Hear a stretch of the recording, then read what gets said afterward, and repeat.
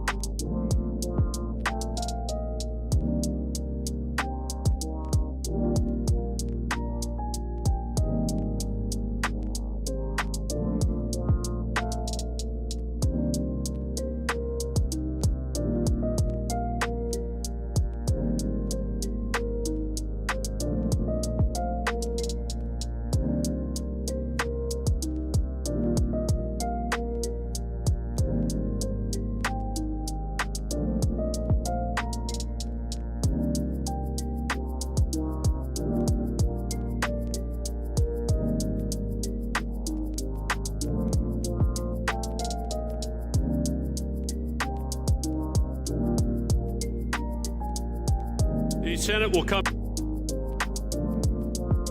He wouldn't.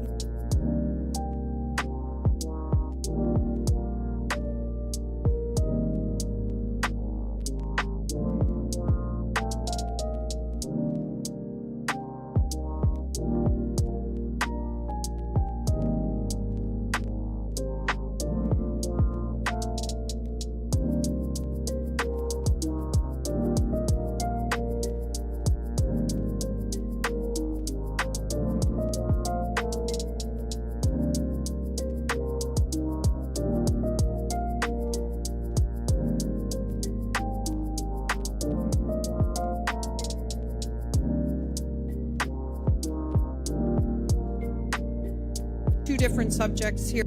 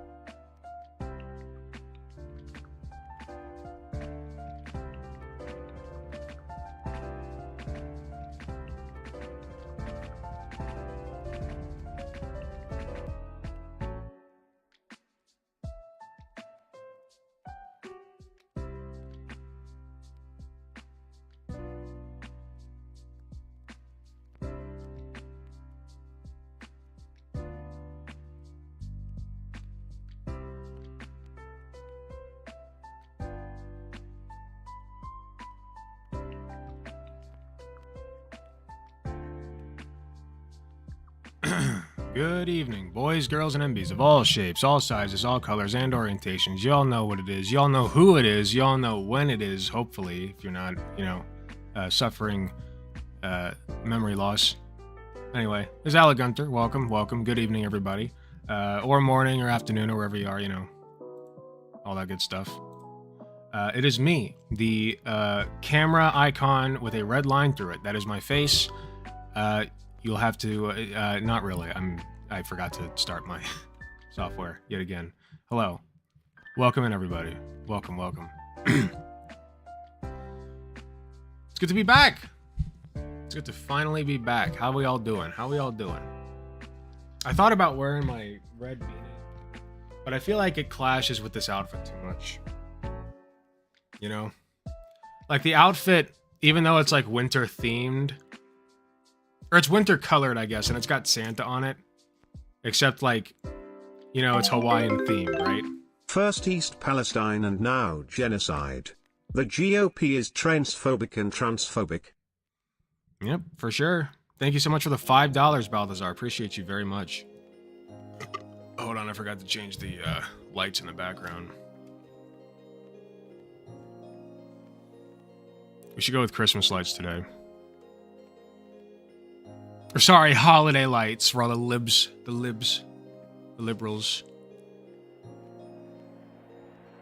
Can't say Merry Christmas anymore.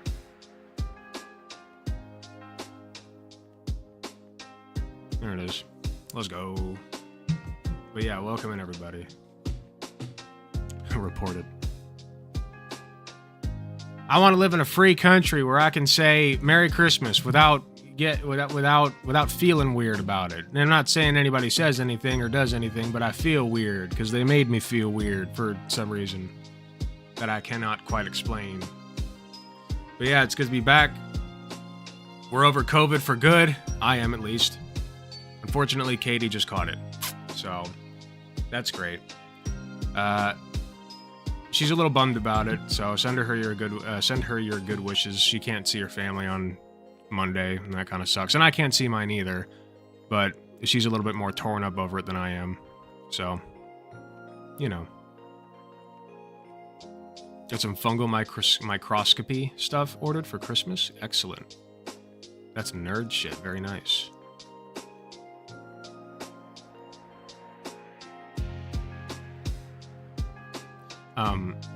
You'll have a much easier time if you simply use the fungal growth from underneath of your toenails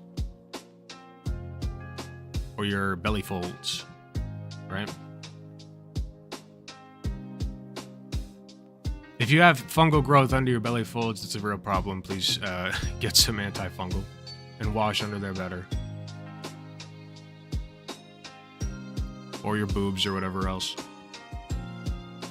You'd be amazed just how common that was in the nursing homes. Holy shit. And it reeks, man. It fucking reeks. I'll pay you $100 to never say that sequence of words ever again. That was my reality for like 2 years, dude. Like every other old person has some kind of fungal issue with their body folds. It's bizarre.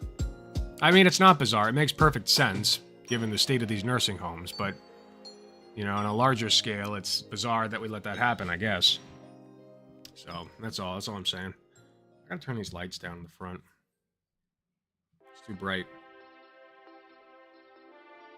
Sorry I started stream a little late. I meant to start earlier, but then I got that call from Katie, and then I had to go back and forth with my work, because I asked them, hey, can I go into work? I work with a trach and vent patient, can I go in? Because my partner just got COVID. I'm already over it, so it's a very low chance of me spreading it. And through a series of back and forth, basically the person who was playing the middleman was like, yeah, you can go in, just don't tell the family that you have COVID. And wear a mask also. And I'm like, or not that I have COVID, sorry, that Katie has COVID. And I'm like, what are you talking about? Just keep that from them? Like, that seems illegal. So I called them back and I'm like, hey, listen, I want to talk to a supervisor or something. And I did. And my clinical manager, thankfully, knows what the fuck she's talking about. So she was like, no, Alec, it's okay. CDC guidelines say if you've come into contact with COVID, somebody who has COVID, you can still go into work. You just have to make sure that you're wearing a mask. And that's it. Like, you're good. And she said, I personally would tell the family because I would want to know that. And if they don't want you there, then obviously don't go. And so I was like, okay. So I don't know why the in-between person was like, don't tell the family. I don't know why they said that, but it caused a lot of confusion. And so I had to deal with all that mess. And then I had to go out and get dinner and various other things, including more alcohol, which I should not have gotten, but I did, whatever. I abstained for a week. It's fine. The reason I abstained for a week, though, eggnog, I actually do have eggnog, and Katie came up with a genius idea to use 1 part eggnog, 2 parts milk, and steam it. Not steam it. Boil it. No, not boil it. Basically just warm it up till it's steaming, right? And, get it nice and hot, and then dump chocolate mix into it, like that chocolate powder with the, that makes the hot chocolate. And then heat it up a little bit more and mix it in, and it's so good. It's like thick. It's very good. We actually have pumpkin eggnog, and believe it or not, it works really well. It works really, like, it's just a touch of pumpkin taste, like very muted in the background of the taste, but it's so good. It brings it together. It's so good. She is an evil genius for that. You're right. So I'm gonna make some of that for her tomorrow night. I was gonna make it tonight, and then I realized we're out of the chocolate shit. What even is eggnog? That's a good question, actually. I don't even know. I know it's got like raw eggs in it and shit. Here, we got a recipe pulled up. This eggnog recipe for thick, creamy, and sweet eggnog with just the right amount of spice took me several years to perfect. The egg yolks are tempered for safety, and you can adjust the amount of rum to taste, or leave it out entirely so the whole family can enjoy this rich holiday treat. It's a bit of work to make, but well worth it. Once you taste it, you'll never serve your store-bought eggnog again. But first, what is eggnog, really? Eggnog is a thick, okay, let's skip to the ingredient. Actually, that's actually what we need, actually. Thick, creamy, and dairy and egg-based drink. It is traditionally made in large batches and served at holiday gatherings. I'm so used to skipping over all this bullshit and going down to the, like... look at how far you have to scroll to make it. Like, finally, like... Like, this should be the first thing on the page. But first, several ads. But first, enjoy this ad break from Raid Shadow Legends. This eggnog recipe sponsored by Raid Shadow Legends.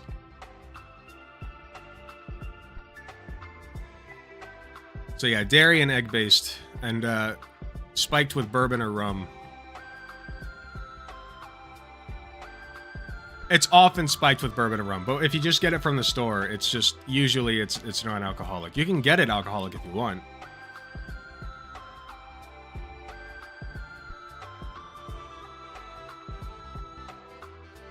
God damn it, I hate being congested. There's like this little bubble that's like sits in the back of my throat, and I feel like I have to swallow now and then so that I don't sound fucking nasally. It's the worst.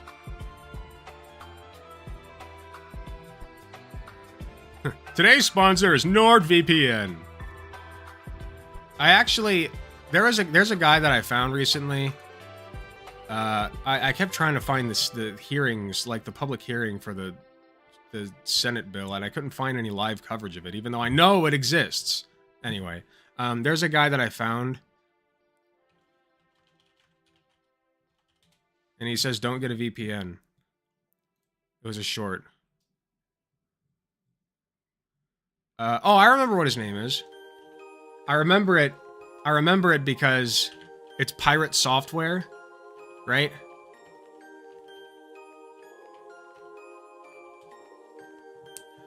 But the way that it looks is Pirates of Tware, like when it's all one word.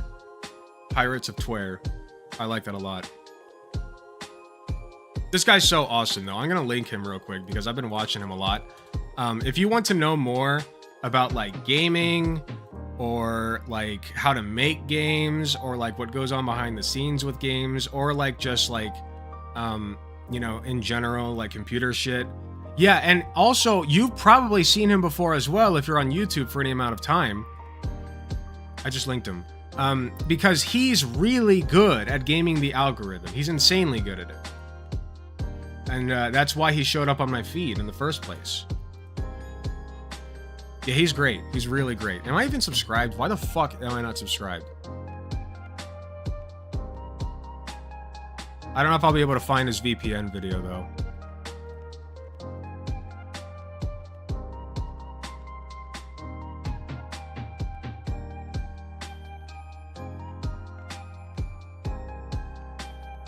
Yeah, he said something about a VPN and something, and I forget what.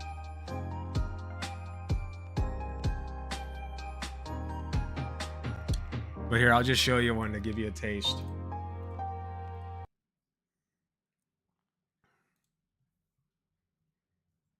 I have been contacted by gamer supplement shit. I've been contacted by energy drink bullshit. I've been contacted by Raid Shadow Legends. I've been contacted by all of these different companies, VPN companies, all this. And you know what I tell them every time? I tell them to go eat sand, because I'm not going to sell you something that I think is dog shit. You don't need energy drinks to sit on your ass watching a streamer. You don't need a VPN because it doesn't make you safer. The only thing it does is lets you have an endpoint that is different on the internet so that you can go and access different services from a different part of the world. You don't need it. And you don't need to play Raid Shadow Legends because you should love yourself and stop paying into a system like that just rips you off as a player instead of giving you a good game. Bullshit. All of it is bullshit. All of it. And I refuse to take their money because it's worthless. It is worthless. Giga Chad. Absolute Giga Chad. Love that guy. Anyway, I don't want to waste too much time in this first part because we have so much backed up. So much. When are you getting your White Leaf site? That is a great question. I have it on good authority that I will be getting it this weekend. Hopefully, this is the last stream that I do without a White Leaf site. I am very hopeful. Because for those who don't know what a White Leaf site is, that's basically just what Vosh and Keffels and Shark all have. And Conyer. So I think what I'm going to do...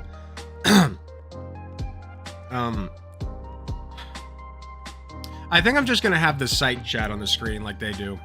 Honestly. I think that's going to be the incentive for going to my site. Like, I'll still check YouTube chat, obviously, but if you want to appear on the screen...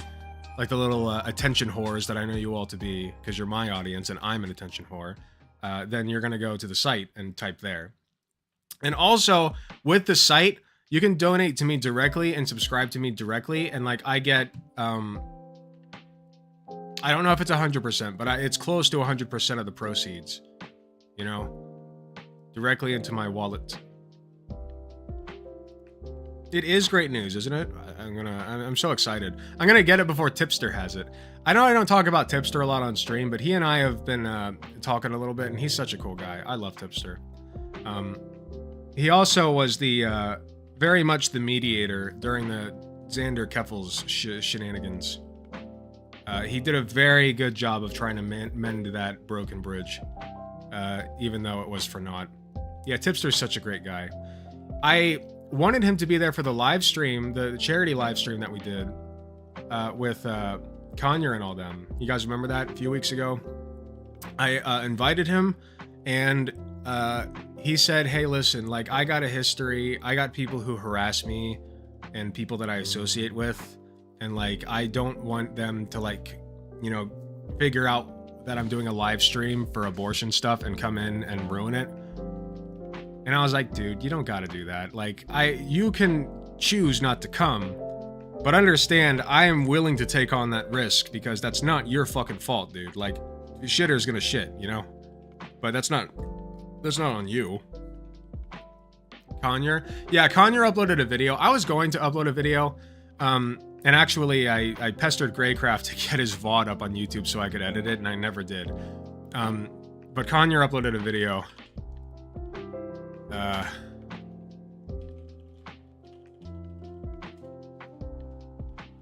I'll link it.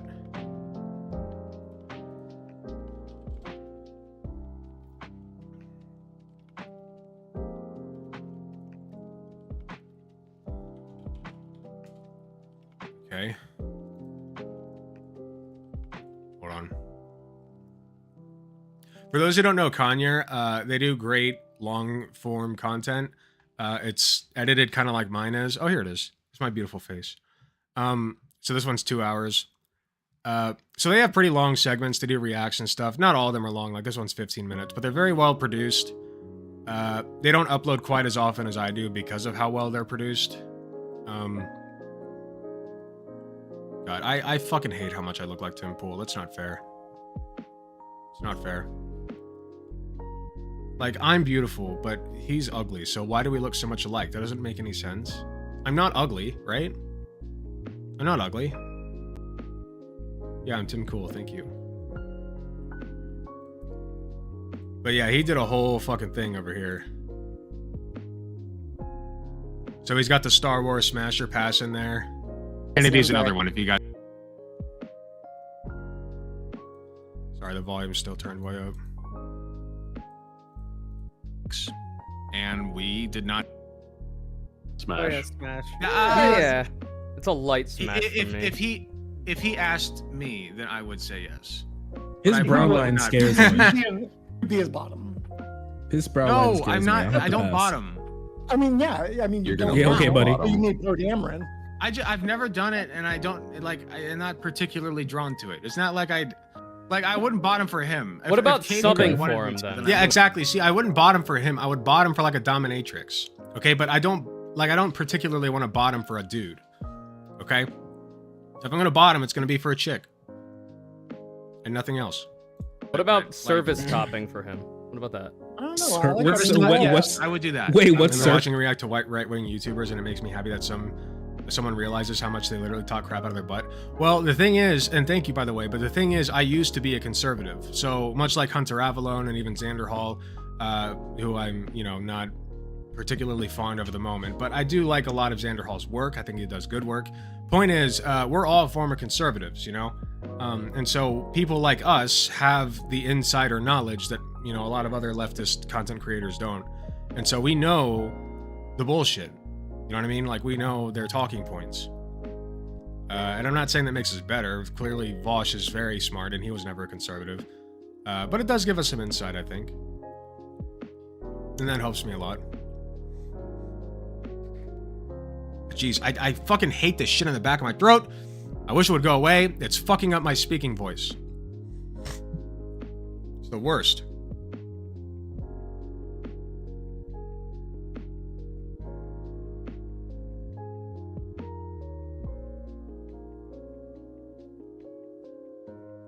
Sorry. I think Zan's cool, but let's his hubris get the best of him. So, I don't want to make a segment on this, but since we're on the topic, I just want to say for the record that I think Zan's being a brat. Okay, he's being a brat and he's being a little bitch. I don't dislike Zan, and I hope that he comes to his senses, but it does strike me as though he is very much prioritizing the drama aspect of this. And he's trying to be like the high and mighty one and say, oh, look, I'm not uploading videos about it, and Keffels is, I'm so smart and good. And it's like, meanwhile, he's like going behind her fucking back, posting tweets and replying to nasty tweets about her.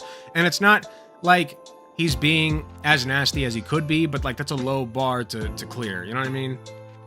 And also, he blocked me on Twitter, so now I have a personal beef. But like, it's just bullshit, man. Like, I liked Xander Hall, but now I can't even look at the guy.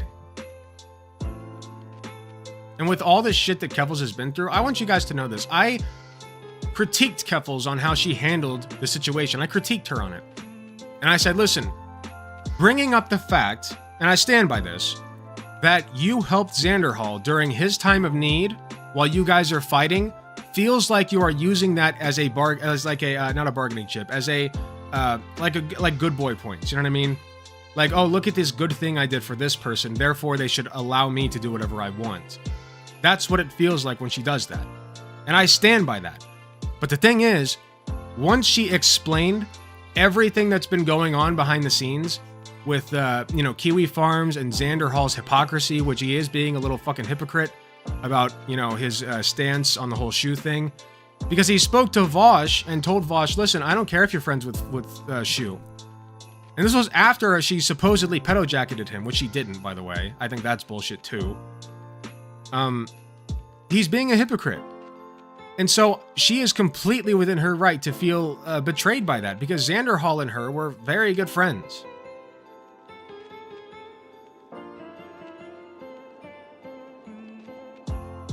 He's an elf friend. I disagree. I think that Keffels, again, Keffels didn't handle it perfectly, but you can't look for perfection when somebody, but when you're dealing with fights like this, with arguments like this, you know what I mean? You have to look at the entire situation. Could Keffels have done some things better? Of course. But the thing is, Keffels listened to me. And keep in mind also that Keffels brought down Kiwi Farms basically single-handedly. And Xander Hall fucking, turns around and calls her a DJ Mule type. And if you don't know who DJ Mule is, that stupid son of a bitch made a hit piece on Xander Hall that went viral, got severely disliked. I think it's still up, actually. And it was disgusting. It was gross. And to compare her to that is also gross. If he really thinks in his brain, in his heart of hearts, that Keffels is like DJ Mule, he's a fucking moron and he does not deserve her. Frankly, as a friend. Because she's so much better than that.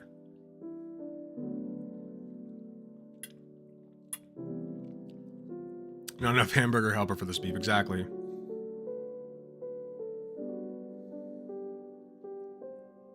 I think Shu did pedo jacket him. Okay, but if you think that, he did do that to the serfs too. Way more egregiously, mind you.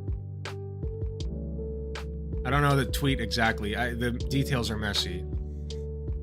I mean, we could pull this up and go over it, but I've seen enough of it, and Keffels is just a gem. She is, and she's gotten way more shit than she deserves, and she handled that way better than Xander Hall did, and more, and then some. Yeah, we should get into the segments because there's a lot of them. I'd like to get through as many as possible, because there's so much backed up that I've just been too tired / demotivated to do. And I finally beat the game. I finally beat Risk of Rain 2 with wow, I've been playing the game so much and I forget the fucking characters' names. The mutant thing. I finally beat it. Don't say Gyat. I don't do that. I talk about Ohio way too much because I live here.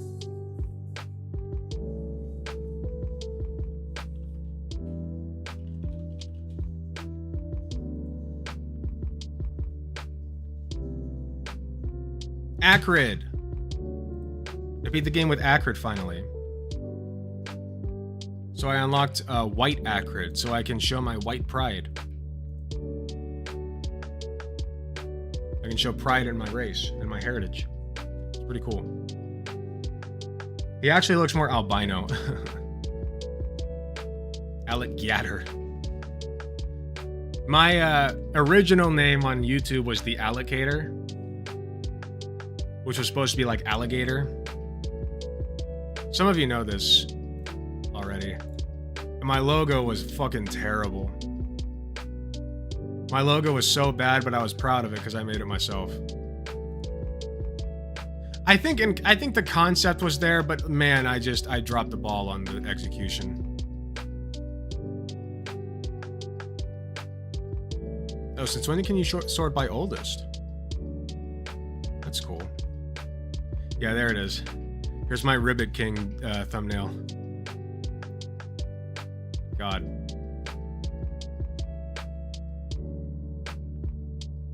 Terrible. Some of these other ones aren't bad. I think the Pikmin one's pretty good. I think this one's pretty good.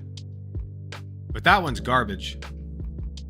Truest form of art ever. The Pocket Mortys ones, I actually think these are quite charming because I used a different Rick and Morty every time.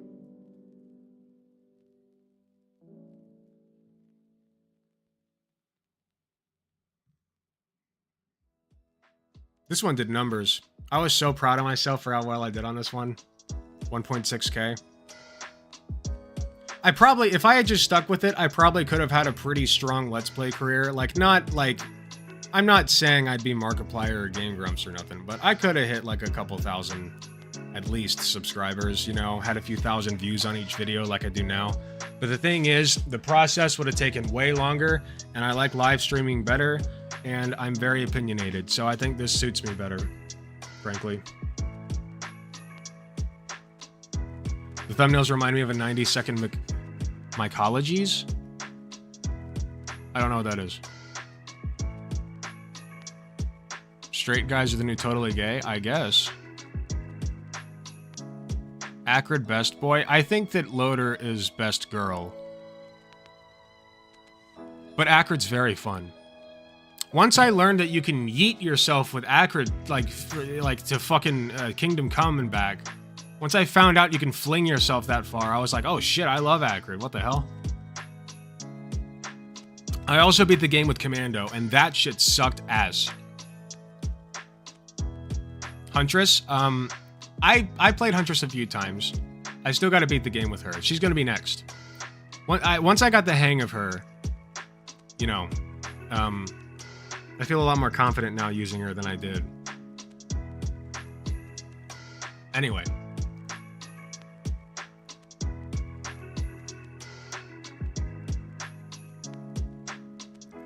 Okay, let's get this together. That. Okay, so real quick, does anybody know where I can find the live footage of the testimony that was going on for this House bill? Because I couldn't find it anywhere.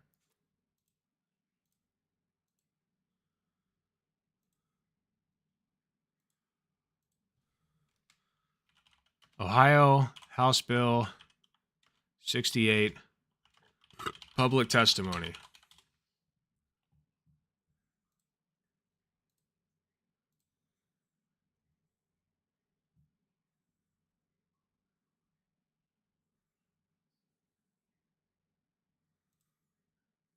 Oh, I'm finding our weed bills.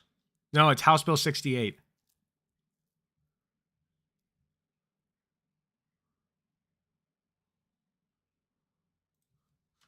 Live feed. Video archive. Is this it?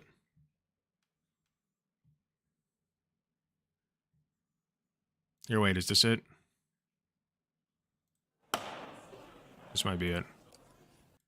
Members now voted. Florida House Bill Ohio in this. They usually do it towards the end. Most people don't. Again, Mr. Speaker. It's church. I don't think that's it. This Wait, what's bill this? have been Eliminate spousal exceptions for certain sex offenses. I don't know what this is. Let's try this one. This the one I found? A lucky set. I would like to invite the family of Chris Jordan to come forward. Do you need my help? I'd like to thank my joint sponsor, 1983. And The bill passed. The chair. State Teachers Retirement Board elections. Well, this is the House of Representatives. I looked on the Senate's website already and I couldn't find the fucking video.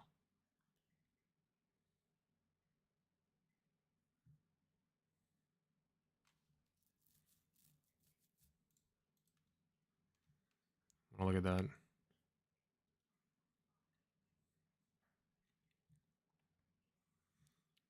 I don't know. Oh, my bad. Here, let me, I'm really bad at names, so forgive me. Erin Reed, that's her name.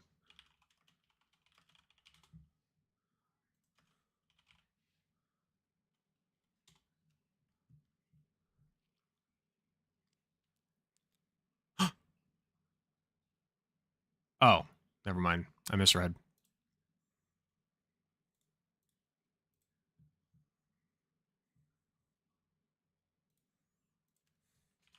We're oomfies, me and Erin Reed.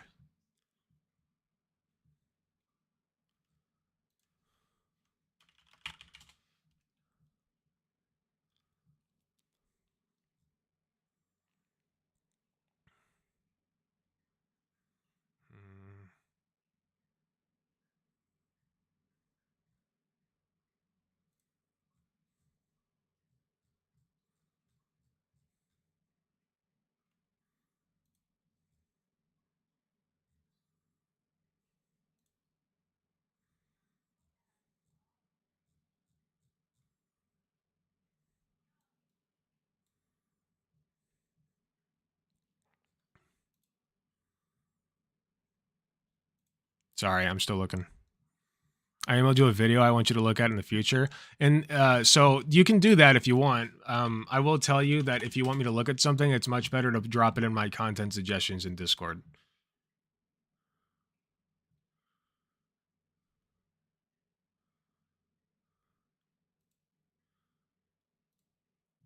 What's this? Video game movies, boxing as critics, success and failure, side scrollers. So what is this? Uwe Boll? I don't know who this is. Video I want you to look at perfect example of people against woke culture. Interview Uwe Boll, who's known for directing bad video game movies, and the interviewer is basically pushing the idea of him being a person we need in industry, but clearly doesn't know anything about this guy's work enough.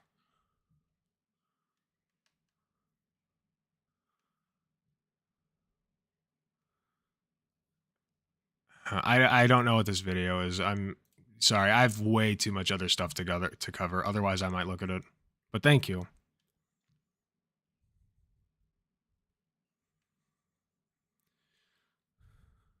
No, please don't be sorry. You're fine.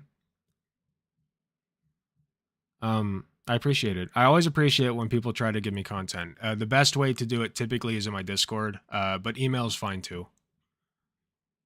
There's a testimonial at 122. I think news outlets didn't release the full video. At 122 where? Did you link it? I don't see a link.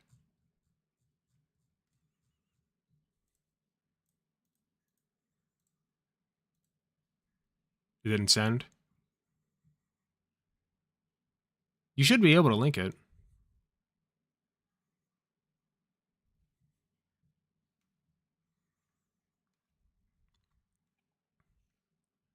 This is YouTube chat? Yeah, but you should be able to link stuff. Hold on, let me check the settings.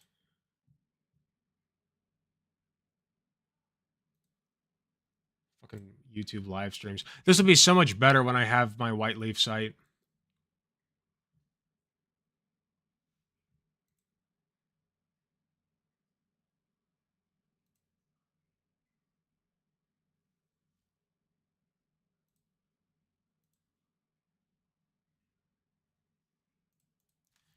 YouTube live stream allow linking.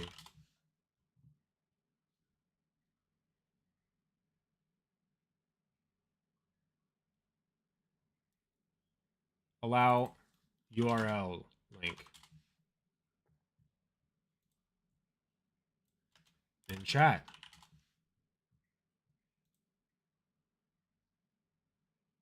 I believe it flags as spam in the chat. If in stream options, there's a setting to choose whether links are flagged as spam, and we've set it where we don't want it that way, then it shouldn't get deleted. Personally, I find YouTube's forced filters in chat really annoying. They forced the fucking filter? That's stupid. You guys can't link? That's dumb. If you could, okay. If you could do me a huge freaking solid and send that to me in Discord, or like drop it in either content suggestions or even the general's fine. Just put it somewhere that I can get it if you don't mind. I would really appreciate it. In the meantime, let me figure out where we're going to start here.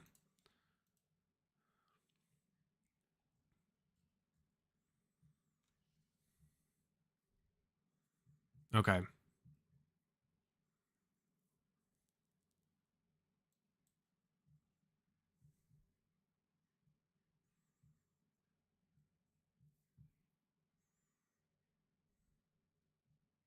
Oh, I can't wait for White Leaf either. I'm so excited.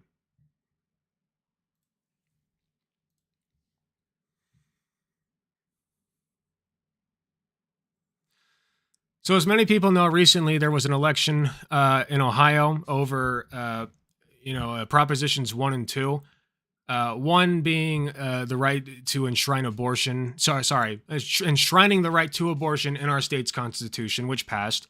And the other one being marijuana, which also passed.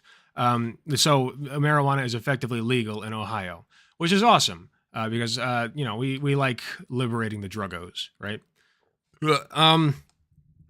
But who's not as happy is the Republicans. They want to control your health care. They want to control your life and the things that you put into your body and the things that you're allowed to do with your body.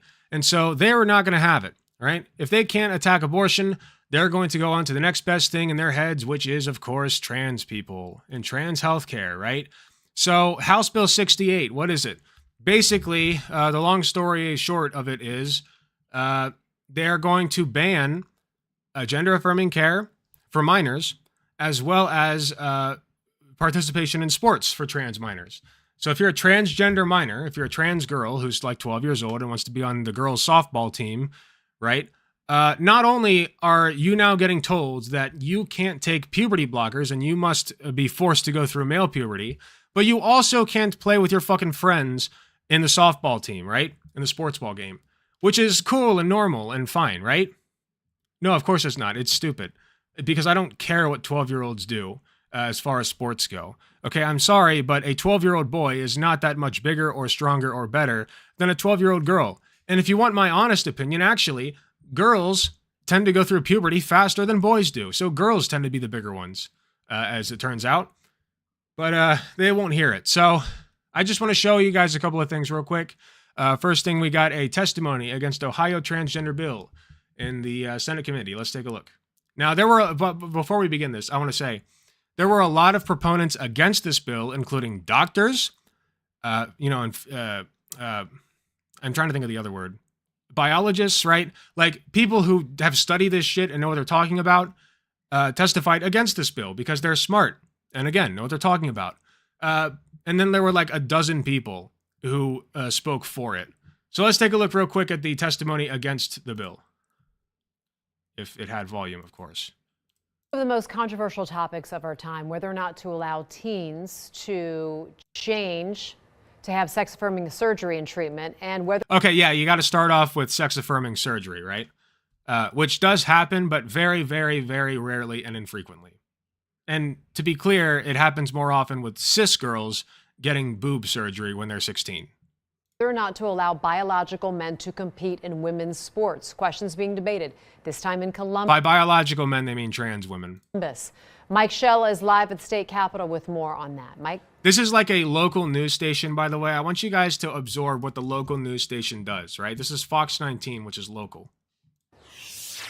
So they're already, without even meaning to, injecting the rhetoric of the enemy. Trisha, they combined the two issues into... and treating it like it's like a both sides thing. One bill here at the State House. It's House Bill... Sorry, what happened? Sorry about that. 68, which bans gender-affirming care and trans women in sports. Now, this is the third and... well, this guy knows what he's talking about, at least.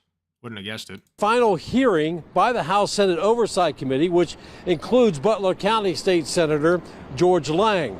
There were more than 80 people who signed up to be heard before the House Senate takes up the issue over 80 for people. A full vote. Now, look at this crowd. They look so much more fun. Have you guys ever seen the crowds of people that show up to testify against the bill? They are the most crusty, disgusting, miserable old fucks that you've ever seen.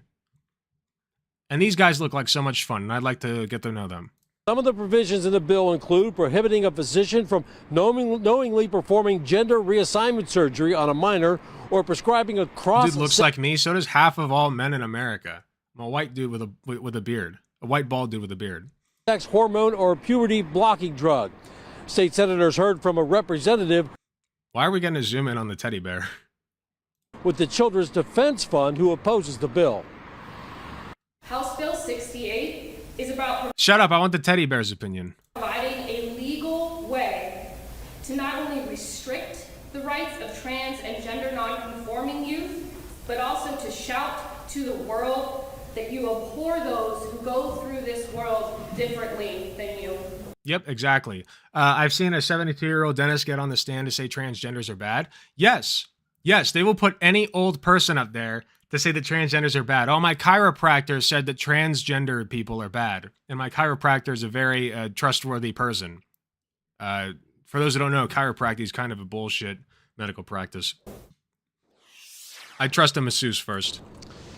Now, with all these witnesses to hear, and they will all get their chance to be heard, We expect the State House to be open well into the night. I am told that they could go as late as 10 o'clock tonight and then decide what to do after that. Now, the House has already passed this bill, House Bill 68. So if the now, this is before the Senate passed it, so it has passed both the House and the Senate, unfortunately, which means that the only thing left to do is for Governor DeWine to sign it. Now, here's the thing.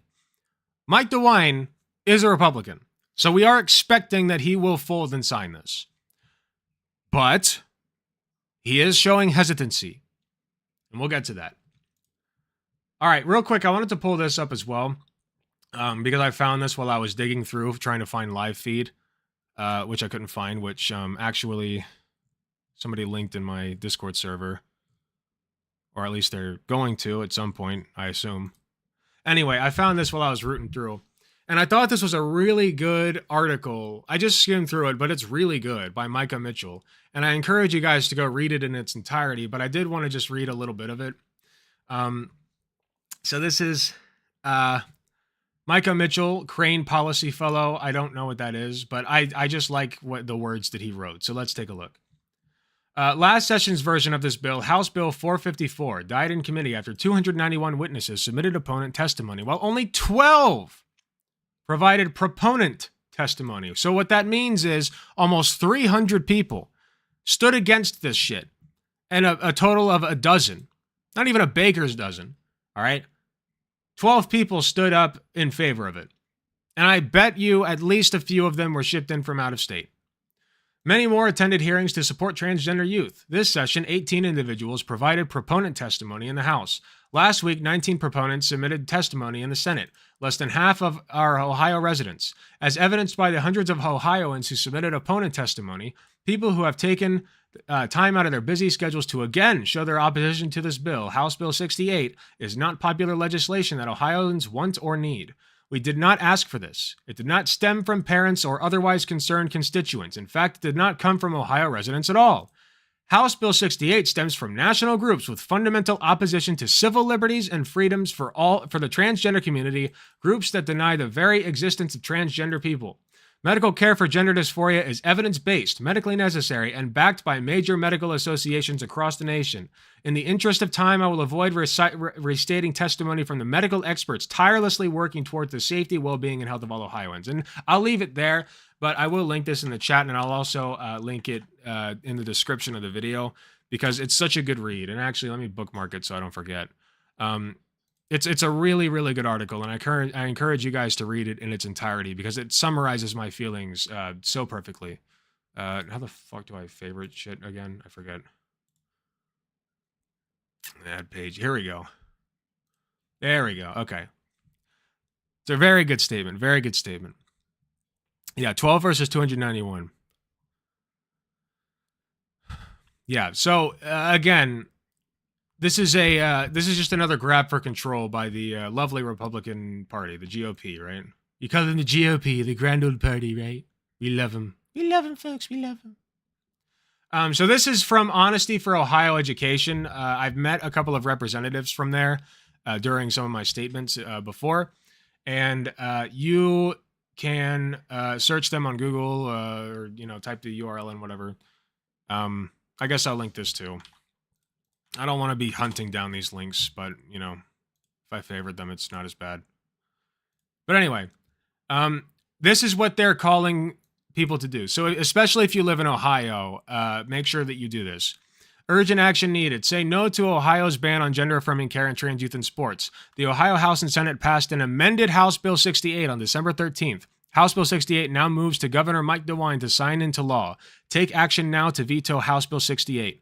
How you can help? Call Governor DeWine at 614-466-3555. These numbers right here. So I'm not doxing. This is just government numbers, just so you know. You can find the emails and all that. So if you live in Ohio, or even if you don't live in Ohio and you want to say something from out of state, they will still get the message. I don't know if they'll read it, but they'll still get it at least. Okay, so if you have the time and you'd like to help, that's how you can help at this point. Because really, it's just up to one guy now, Mike DeWine. And he's kind of wishy-washy. He's wishy-washy. And I don't like that about him. But in this case, it could very much help us.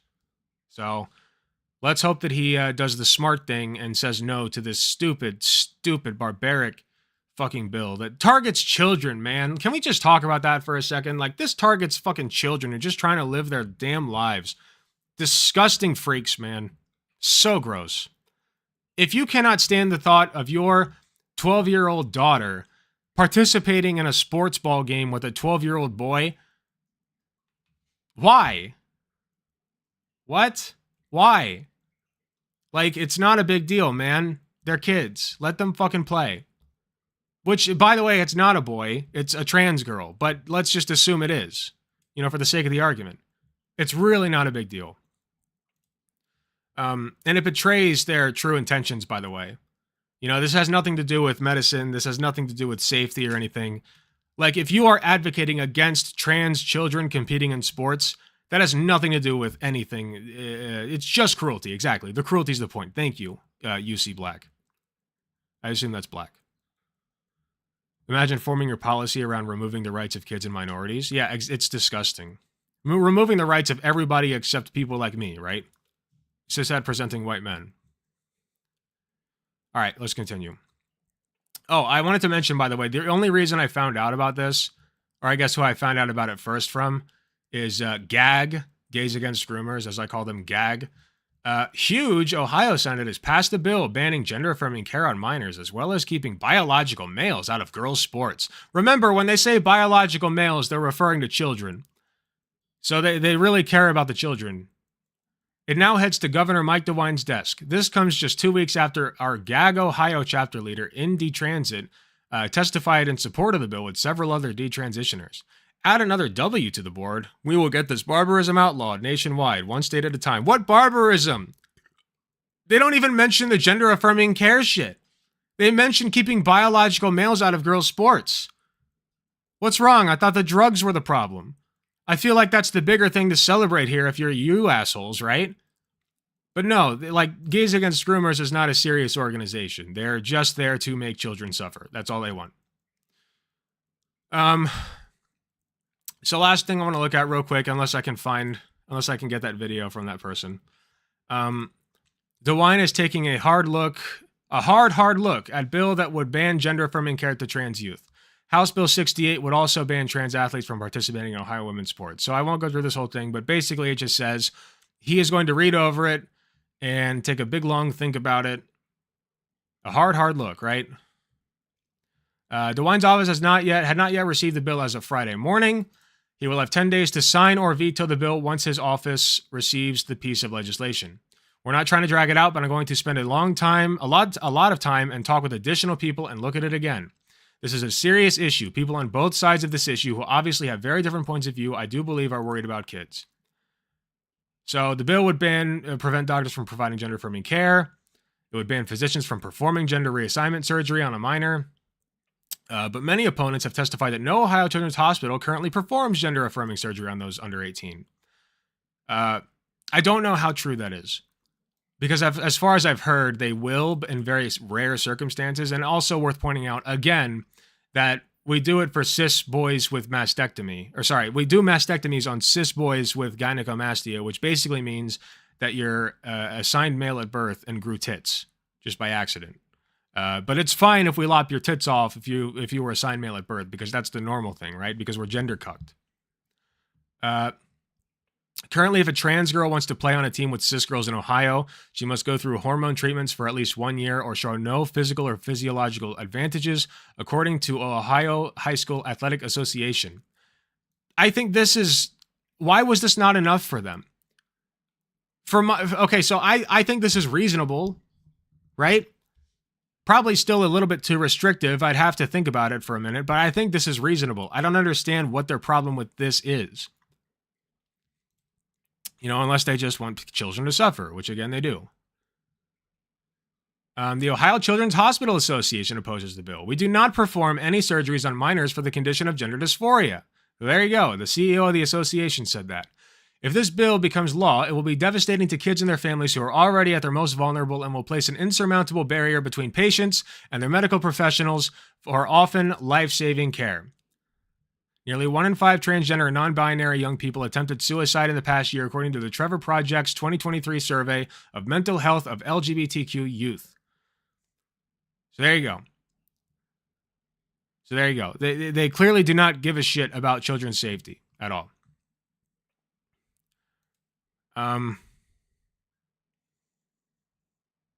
Brady's testimony. I kind of want to watch this, but do we have time in the segment?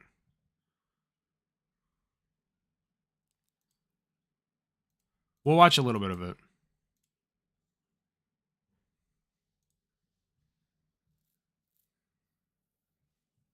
There's written testimony as well that have been submitted on HB 242. There's a If written you would testimony take from a heed young girl. and read that. It would be appreciated. Now I'd like to go back to the testimony on HB 183 to continue opposition God, this compression is testimony. Would garbage. Brady Anderson and Ann Anderson please come forward? Oh, it's verbal testimony. Okay. When you're ready, please proceed. Hello. This is 183.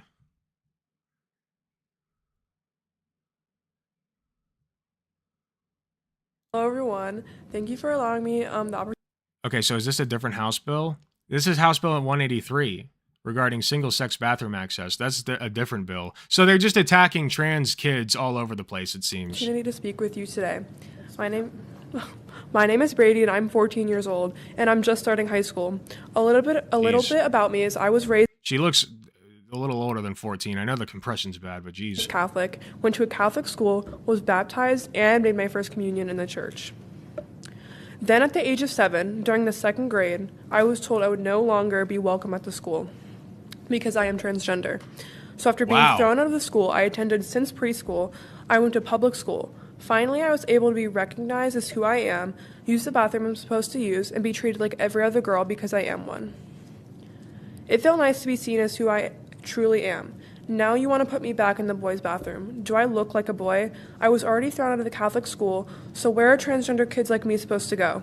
And now public school, and I repeat, public, wants to put me in the boys' bathroom. How uncomfortable and unsafe would I be in the boys' bathroom? Very. Yep. I already get talked about, and this is just another way for more people to talk about us trans kids. Who's going to start checking to see who is transgender and who isn't? Will there be genital police at schools? Are we going to start checking everyone's private parts to see if they are what you think they should be? How do you plan on doing this? Do you know how dangerous it is for me in the bathroom? I'm the one looking around to make sure no one notices me and starts a problem. So yeah, you get the idea. We got fucking 14-year-olds needing to get up and testify their rights to fucking exist and use the bathroom as they see fit, which is, you know, the state of the country. Good shit. You can go watch the whole thing on Aaron Reed's page if you want. We never did get the video of the testimony, which is whatever. We got a little bit of it, so it's fine. But yeah, I'm so tired of it, man. It just sucks that they can't help themselves. These freaks have to attack kids left and right. It's always about kids and protecting the kids and saving the kids. But the minute that a kid wants to play fucking sports with their friend, now suddenly it's a problem because they don't have the same genitalia. What? That's disgusting. So, yeah, I'm just baffled by my state's, you know, like, again, this comes right after we banned abortion. Sorry, the opposite. We enshrined abortion into our state's constitution. This comes right after that. And so they just had to get their grubby little paws on something else medical related because they can't help themselves. They have got to control our medical decisions. The GOP is sick and twisted, and I hate them. And that's it.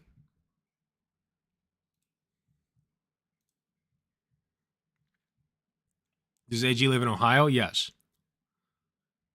As numerous things seem, I'm very hopeful for our trans youth.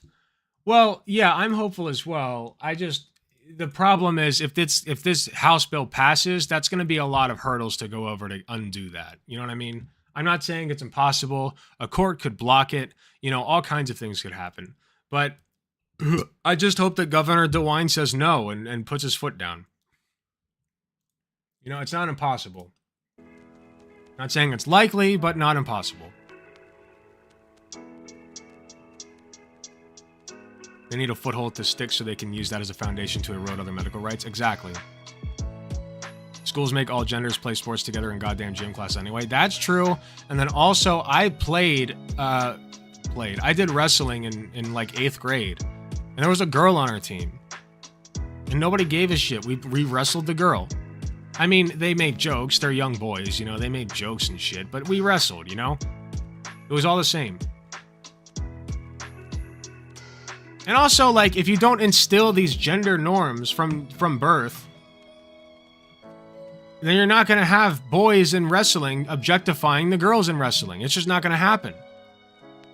But because they learned that that's how that works, that's how they behave. That's just programmed behavior.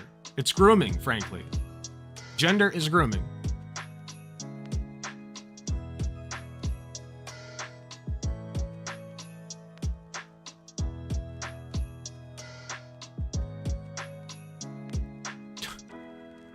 Oh shit, you're the racist guy from the Jubilee video. I just saw that and now you're on my feed. That's terrible.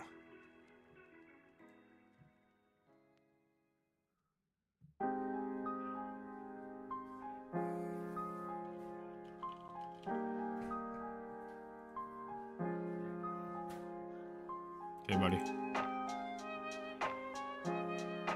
I had boys refuse to wrestle me. Well, why were they scared of you? They're pussies. That does suck, though. Sorry. Sorry that happened to you. I wrestled a blind kid. He steps into the ring and I beat his ass. And I do it again. I respect my opponent too much to go easy on him. He never saw it coming, exactly.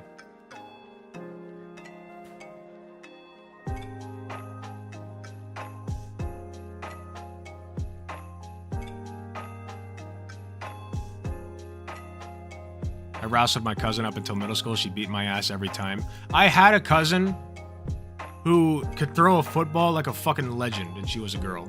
Her name's Lexi. Lexi fucking bulleted that thing, dude. Insane. Even chess organizations are in on it. They're terrified of people who might be able to turn queens into kings and kings into queens. Yeah, they're terrified of our power. Thank you for the $10, Balthazar. You're very generous. Thank you. That's our power, man. We got the devil fruit power. We can change genders. At will. After an extended medical process, of course.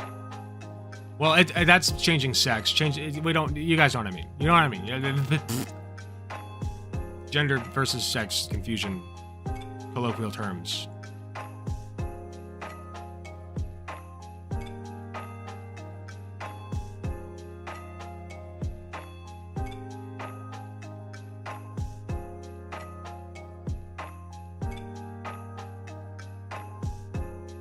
I wish we didn't have to drag our country towards progress, kicking and screaming. That's how it works every time. Every time. Okay? That's the reality we live in. That's the systems we deal with. It has always been this way. And remember also that it is currently better in the world. It is more peaceful and more free and more prosperous than it has ever been in history. Ever. Ever, ever, ever. Okay, and I know I'm generalizing. I know there probably was pockets that were more progressive and pockets that were more prosperous, etc., etc. As a whole, though, the world is more free and more prosperous and more progressive than it has ever been. And it is important to remember that because the train keeps moving the same direction. It has to. Because gay and trans people will always exist. You kill them all, and more will pop up. Because guess what? It's not genetic. You know, there's no genetic component to it that we know of. It just happens as a result of social, socialization, social cues, that we can't quite put our finger on or control. So even if you eradicate all of them, they will come back. Every time. You cut off one head and two more grow in its place. The queer movement is the Hydra. Okay? It cannot be stopped. So don't forget that. Yeah, we're baked into the human condition, exactly.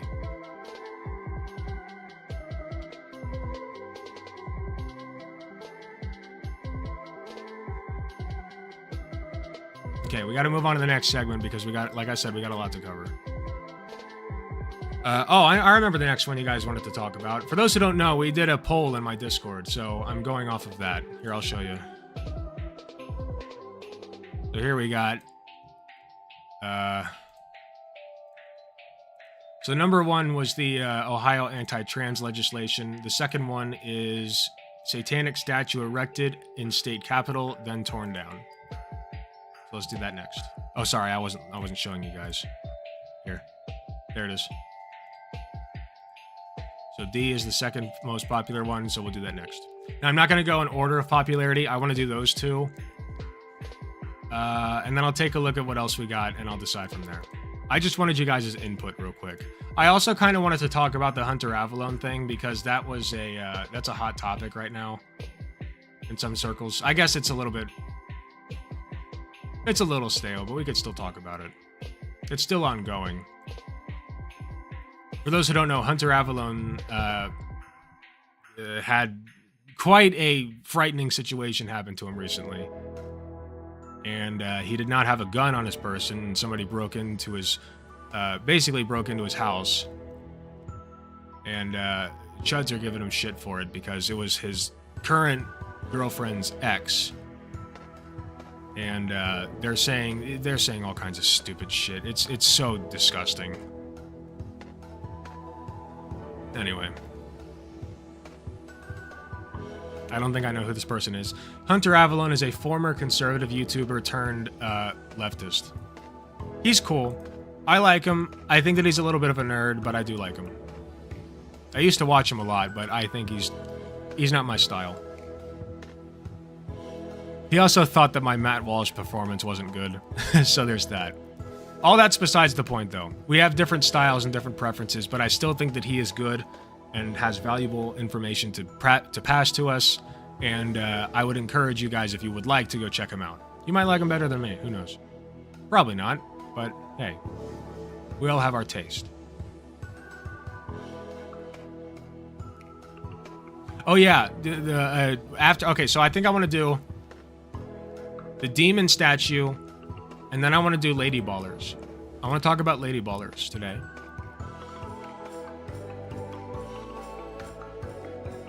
My friend loves Hunter Avalon, even though he avoids politics, but I'm personally not a fan of him, mostly because he's pro-life and vegan, kind of cringe. Wait, is Hunter Avalon vegan?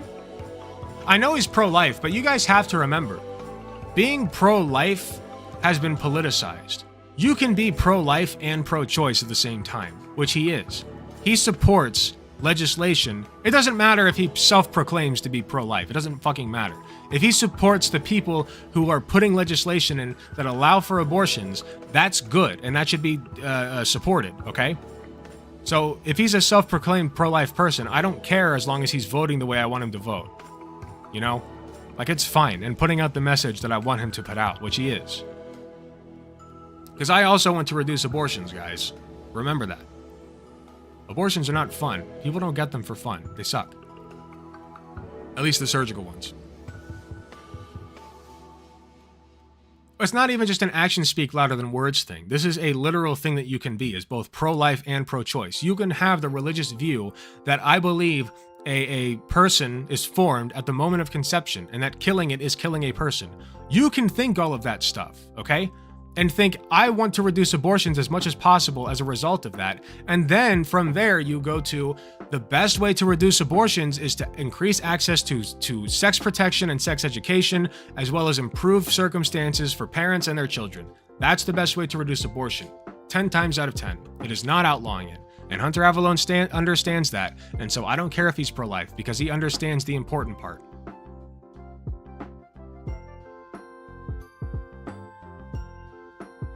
Maybe I should be more charitable to him. Yeah, I try to be. I give him charitability. I give everybody who proclaims to be leftist a level of charitability when they're speaking. You know, like, I've gotten good at sifting through the bullshit. But even, I'll do this with conservatives too. Like, you guys remember that pastor we went over, who went over my Matt Walsh video, right? I gave him a ton of charitability. I think that he genuinely believes the shit that he believes. You know? Unlike Matt Walsh. Try to be charitable towards people's positions, guys. unless you can prove to yourself and to everybody else that they're not being honest actors. You know, you can be wrong in good faith. Like my dad. I just actually was debating my dad over the phone before I got on, went live. That's another reason I was so late. Okay, we gotta go. We gotta do the segment.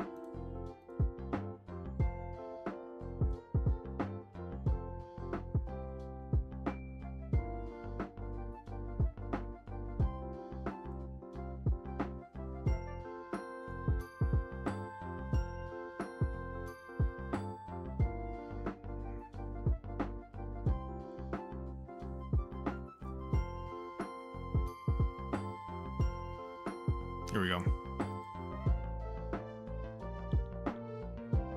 So here's one.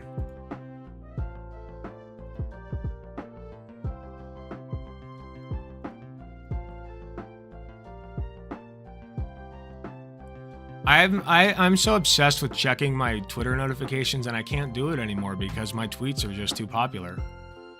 They're just too popular these days, man. I can't keep up.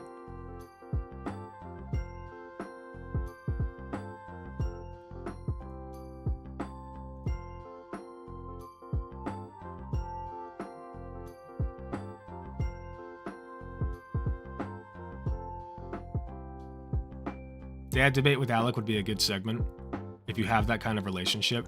Here's the thing. Let me stop the music. I love my dad. He's a good person, and he wants what's best. And you guys should also know that my sibling is trans and went through like the whole process. And he, you know, he kind of detransitioned. He's kind of a detransitioner. And, but for a while he presented as femme, you know? And when my dad found out, what could he say? He said, listen, I love my kids. I can't disown you. Like, I can't, like, I may not agree with what you're doing, but at the end of the day, you're still my kid, you know? And he respected, at the time, it was Emily, and he called her Emily, you know? So, what can I say to that? You know, he's there for us when it matters. And I'm afraid if I bring him on here that we're going to get into a heated discussion like we do sometimes, and then people are going to, like, you know, get mad at him, and I don't know if I want that. But if he wants to, I don't know. If you guys really want to see it that badly, then maybe I'll offer it up to him.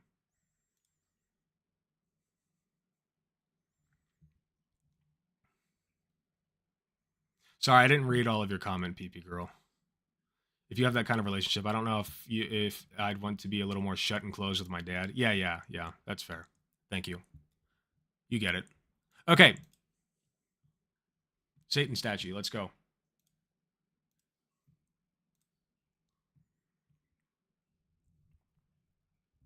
Satan, an interesting fellow. Not on the best terms with God and Jesus, unfortunately. I think they could get along if they would just squash the beef. I should get them into a Discord call together, but that's for another time. For today, I want to talk about the Satanist Church and what they did in Iowa, specifically in the Iowa Capitol. The Satanic Temple of Iowa erected a statue in the Iowa Capitol. Legally, it was all legal. So this is their Lord and Savior, Satan, the Antichrist. Now, how did this happen? Well, we have a very, very, very long tweet from Representative John Dunwell, who is in charge of this whole operation of, you know, the statue thing, right? Basically, he has the whole say-so over it, I guess. And he says, as many of you have become aware, last week a display was erected at the Iowa Capitol by the Satanic Temple of Iowa. As I have responded to concerns from Iowans about the display, I wanted to share with you how the display came to be and my response. How did it happen? The Capitol structure falls underneath the control of the Iowa legislature. The Department of Administrative Services, DAS, is charged with the management. Currently, access for displays at the Capitol are open to anyone through an application process. Though there are some guidelines, they do not discriminate on the basis of religion or ideology. Very important right there. So the thing about the Satanic Temple is that it is an officially recognized religion. And if you're not going to discriminate against religion, sorry, nothing you can do. Displays are permitted to be displayed for 2 weeks. All displays are required to communicate they are an independent display and not to be associated with the state of Iowa. That's fair enough. The Satanic Temple petitioned for their display in August and were approved with some modification. I would love to see the original draft. They wanted to use an actual goat's head. Oh, there it is. I'm assuming a skull. And we're prohibited from doing so. That's a little bit much, I feel like. That's a little much. That's fair.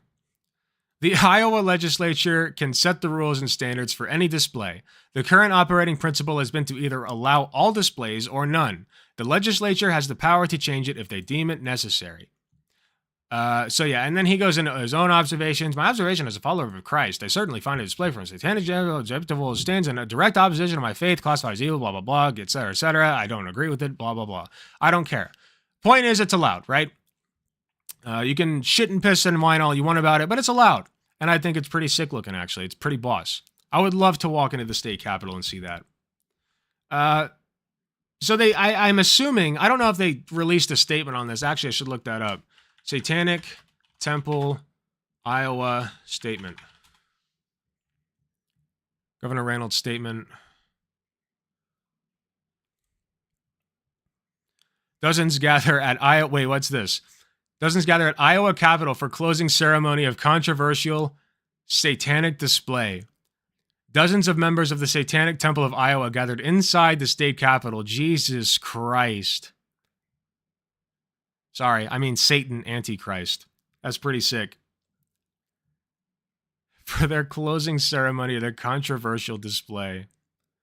Those who attended the ceremony were dressed in clothes displaying pentagrams and said they were there to show their support after the display was vandalized by a former congressional candidate from Mississippi. So yeah, I was going to get to that. So it turns out not everybody was too happy about, what was taking place there.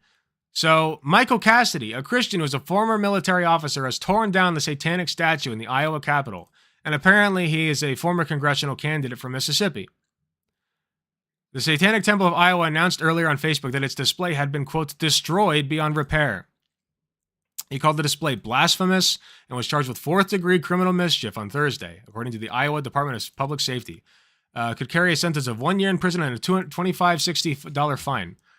Now, I thought personally that we were against the vandalism of statues that displayed things we don't like, because I don't like the displays of Confederate statues very much in public squares. I think that it's gross that we would do such a thing. Erect a statue of somebody who was quite literally fighting a war to preserve the right of white people to own black slaves. Disgusting, freakish. And yet there it was. And people got mad when people vandalized it. But apparently this one's fine to vandalize for some reason. I can't imagine why. Surely there's no double standard, right? Of course. So anyway, he says, I saw this blasphemous statue and was outraged. My conscience is held captive to the word of God, not to bureaucratic decree, and so I acted. This man's insane. This man had a schizophrenic meltdown and tore down a legal statue that was erected in a state capitol. Just insane. He himself was pushing for massive penalties for the exact thing he did. Exactly. Oh, he was, huh? Michael Cassidy. Let's take a look. Michael Cassidy, statue vandalism.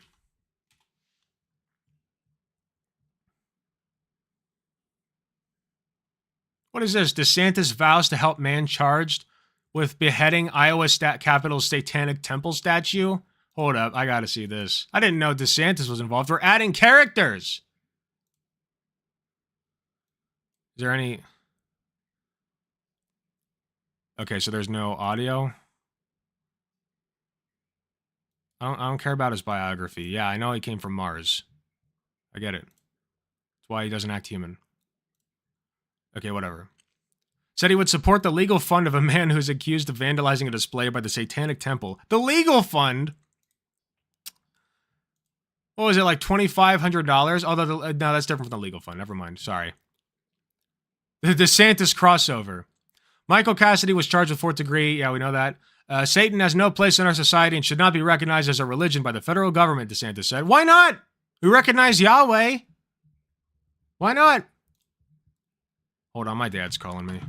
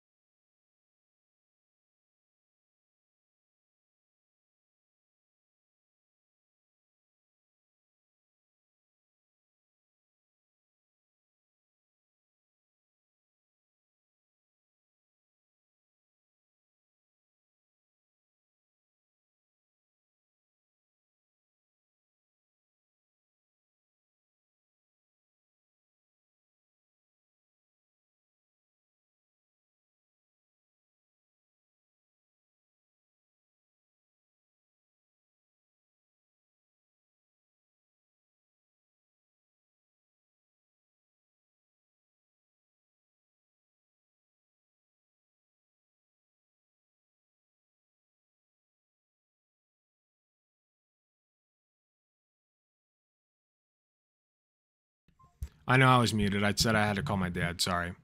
Okay, back to this. Yeah. We're good.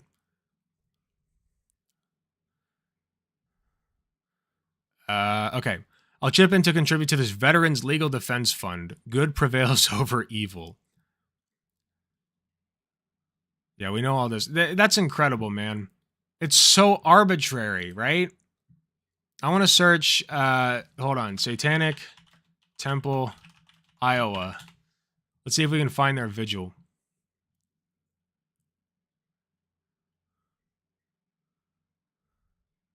Vandalized.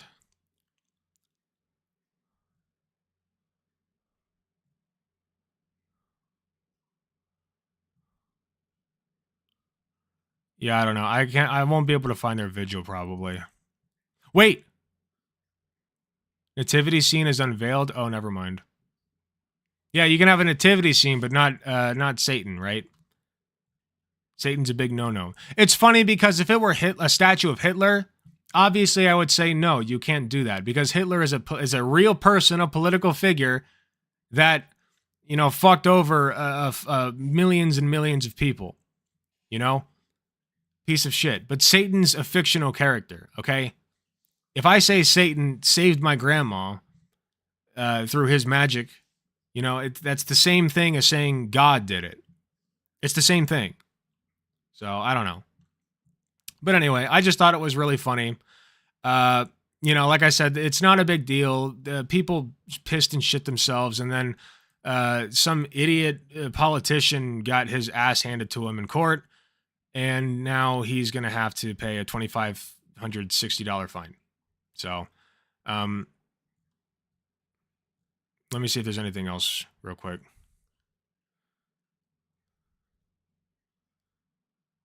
Here, wait. Last thing. A lesson on freedom of expression. For local chapter members Alyssa and Raymond Grimm, the gathering was a way to show their sons, 9-year-old Benjamin and 11-year-old Braden, the right of freedom of expression.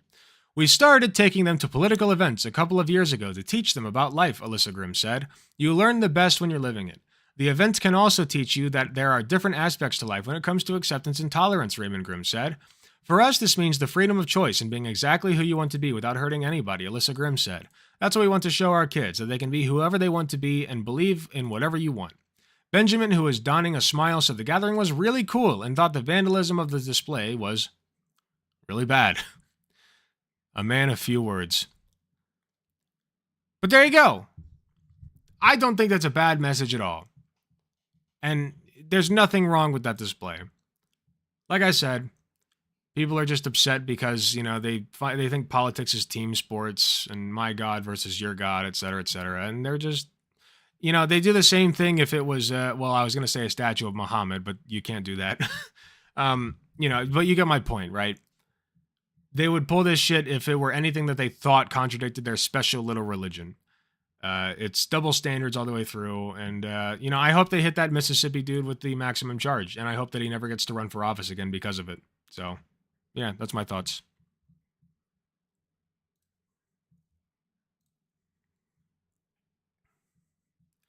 Link the article? Yeah, hold on, I got you.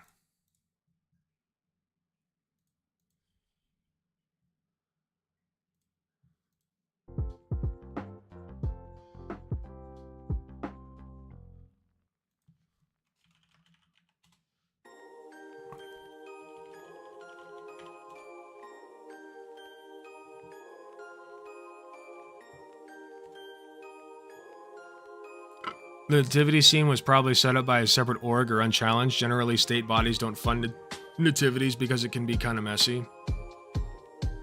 Oh yeah, no, I'm fine with a nativity scene being set up by a separate... Yeah, I'm fine with the nativity scene being there. That's not my concern. My concern is the hordes of people who are fine with a nativity scene, but they're not fine with Satan being there.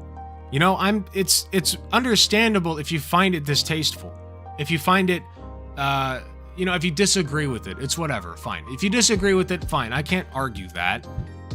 If you think Satan's evil, then yeah, you're gonna be a little bit miffed by it. But I'm sorry, that's freedom of religion and freedom of expression.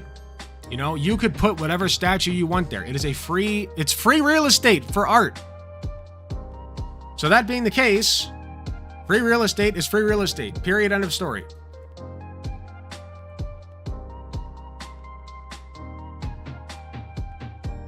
Okay. Did I want to talk about the Joe Cat thing? That was the lowest voted one. As you can see here. It only had 2 votes. But I really wanted to talk about it. But you know what? I also wanted to talk about my review of Lady Ballers. Maybe we should do that first.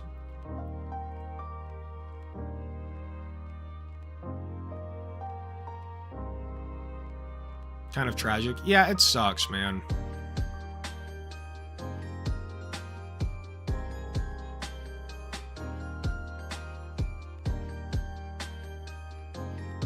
I feel like so many people have talked about it already, though, that I'd just be, like, adding...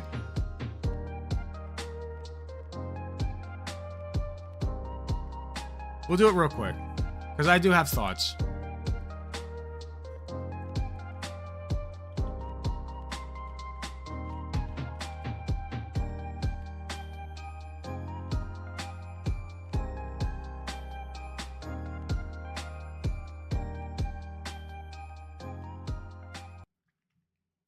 We'll make this a very, very short segment.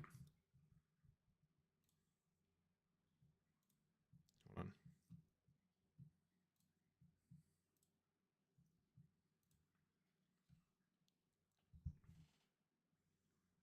Girls. Some people like them. Some people don't. Those people are wrong. I like girls very much. I think girls are pretty cool, right? Sexually and otherwise, of course. I think girls are just, they're just people, right? They're special. They're special people, right? We love our girlies. Joe Cat a member of the internet, as it were. You know, he exists, and he also likes girls, and he wanted everybody to know. So what did he do? He made a cute little animation based off of a Lizzo song called Boys. But instead he made it for girls, of course, because, you know, I think this was actually, if I understand correctly, ad-libbed from one of his live streams that he did, where he was talking about how he likes strong women, muscular women. And somebody in the chat, you know, said something to that effect. And he replied to it. And then he fucking ad-libbed this song, to the best of my understanding. I could be wrong about that part. But anyway, he posted this animation to the internet, and I just want to show it to you guys because it's such a lovely, charming little animation. So let's take a look. And by the way, I want to also point out, I saw this forever ago, like a year and a half ago, and I thought it was adorable. So anyway, that's my context. Sad that there's no muscly girls in here. Well, I mean, yeah, but, you know, sure, I like to joke around and talk about how, oh, I'm strong women all the time, but that's not the only girls I like. I like big girls, pretty kitty girls, really witty girls, singing ditty girls. I like the leggy girls with the nice thighs. I like a good chest, no matter what size. I like the belly folds, I like the six-packs, really tall queens, and the short stacks. From the mild girls to the wild girls. You got style, girls, make them round, girls. Yeah, I just really like girls. Beautiful. So yeah, I just thought that was really cute. And also, he has magnificent taste, by the way. Where is it? Oh yeah. Midna was one of my first crushes. I love Midna. I fucking love Midna. Jesus Christ. The booty on her. Anyway. I'm not just showing you that because I thought it was a charming, cute, funny little animation. Most of you probably already know, if you spend at least a little bit of time in MySpaces, that Joe Cat has since left the internet as a result of fallout from that video. Yes, you heard me correctly. Fallout from that video. People sending death threats to him. People sending suspicious packages to his family members. You know, people telling him that he's being misogynistic on the other side of it, right? That he's, you know, objectifying women. You know, that he hates women, that he finds them only as sexual objects. You know, there's a lot of that. There's also conservatives, crazy conservatives saying, you know, this guy's not really straight, right? He's not really straight. He's pandering to women. He is he's at best bisexual, right? He's fucking gay, right? This is such a gay video that this boy made about girls and how much he likes girls. Being a boy, that's gay, right? No, that's stupid, of course. That's moronic. The real reason that people on that side were upset is because he appreciated various types of women, you know? He, you know, like, I just... How is this gay? But anyway, I wanted to keep this short. So the bottom line is, like I said, I don't even know Joe Cat that well. I've never watched his content besides this animation. But I don't get it. I don't get the problem. You know, I don't get why people have to be so fucking evil to each other. You know? Like, let's look at some of his other videos. Just, you know, skim. You got Gobbo Quest, Joe Cat getting easily scared for about 4 minutes. Bedtime, Gobbo Ventures. Joe Cat plays Baldur's Gate 3, Act 1. Like, there's nothing here to be mad about. Also worth noting, though, he did do a trans rights charity thing. And that is likely another reason that he got severe death threats and people saying that he's trans or gay or whatever else, right? It's just gross. I hate people. I hate people so much. They can't just let people be. You know, they can't just let... The dude just wanted to create things. He really did just want to make things. You know, he's like, I have 2 hands, and these hands were made for making, and that's just what they'll do. And it's just sad. It's just sad that people can't just make things that they like and not get shit for it. You know? Freedom of speech, motherfuckers, by the way, did this. I guarantee you. Like the same motherfuckers who were sending this guy death threats for that stupid video. I I just don't have that much to say about it. It's just really sad. And I'm, you know, I don't even know him that well, but I'm just sad at the concept that you could just hate somebody that voraciously for nothing, over nothing. You know, people are miserable, is what it is. But he decided that he's not cut out for it. You know, he can't handle. I will tell you, if you're going to be a content creator of any kind, you do have to be able to handle backlash, no matter what. You have to. You know, I've gotten a lot of it, for sure. But I am a political content creator, to be fair. But you can see, even Joe Cat, who is, you know, not a political content creator, he just makes things. He gets it too. So if you can, unfortunately, the world we live in is such that if you can't handle the backlash, then you probably shouldn't be a content creator. And I really wish it was not that way. And I just want to get across to you guys how much I despise every single person who went against Joe Cat like that. Because my God, what a harmless fucking video. Especially, you know what? I expect better from people on the left. I really do. If you claim to be on the left and you are one of the people who was harassing Joe Cat for that video, saying, you're being objectifying to women. Shut the fuck up. If you really are going to go after this guy, before anyone else, you're not a leftist. You're just trying to stir the shit. That's it. So, rest in peace, Joe Cat's channel. Obviously, he's not dead, but, you know, his channel will be soon. Best of luck in your future endeavors, and, you know, it just sucks. I'm sorry that I don't have a better note to end this on, but it really just sucks that this is the world we live in, that's all.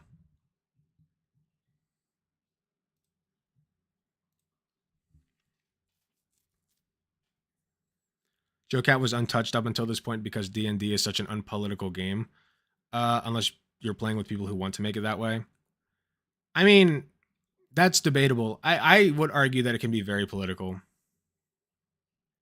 It may not be real world politics, but like, this is when I try to argue with people that One Piece is insanely political. You know what I mean? Where it's like not real world politics, and so that's why people say it's not political. But like the messaging in it is such that it aligns very well with politics. So it is political.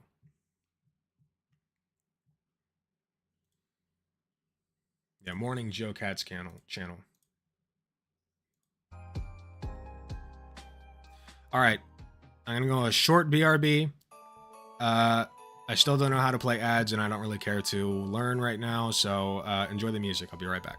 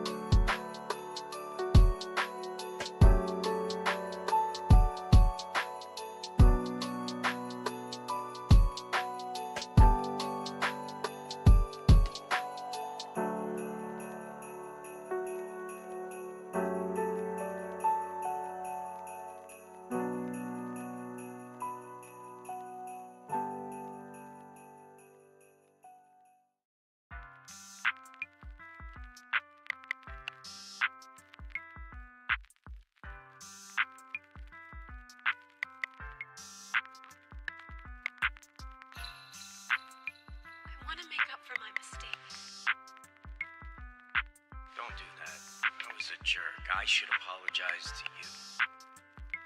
Sorry.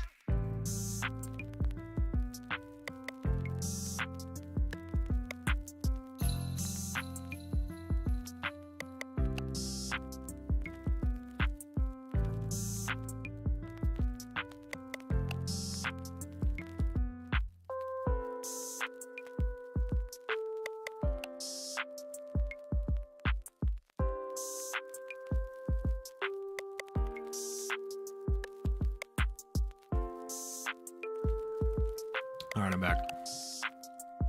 Oh yeah, one thing I forgot to mention in that bill, by the way, and I meant to mention this, is they actually will be allowing, this is a good thing, but it also speaks volumes, right?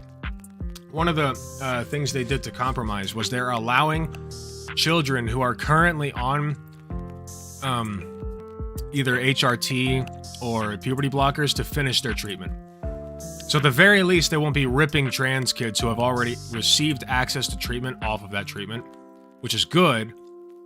But it's also like, okay, it's so dangerous, it's so bad, and yet kids who are already on it can continue? That don't add up, right? Like, that just speaks volumes about your real intentions, is that you just don't like it. You think it's icky, right?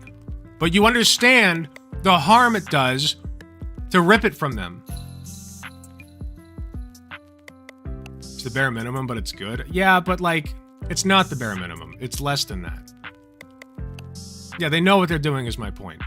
It's good, but the fact that that is the way it is speaks volumes. That's my only point. Okay, now we got to do some fun stuff because we've, we just got done with a pretty depressing segment, so we got to do fun stuff now. Meaning talk about lady ballers. Oh, wait, no! We haven't talked about the cop who crashed into the gay bar. You know what? I want to talk about lady ballers. We'll do that later. We'll do that another time.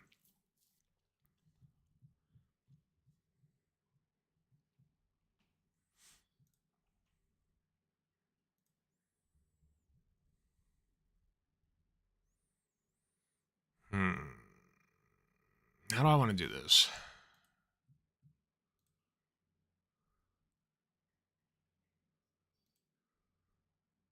Oh, wait, I saw a short. Hold on.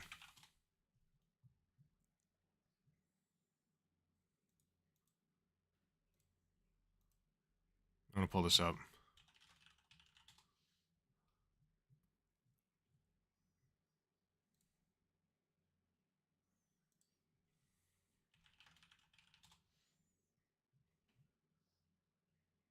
There it is. And Mary Margaret showed me her penis. Is that loud enough? Yeah, that's fine. Okay.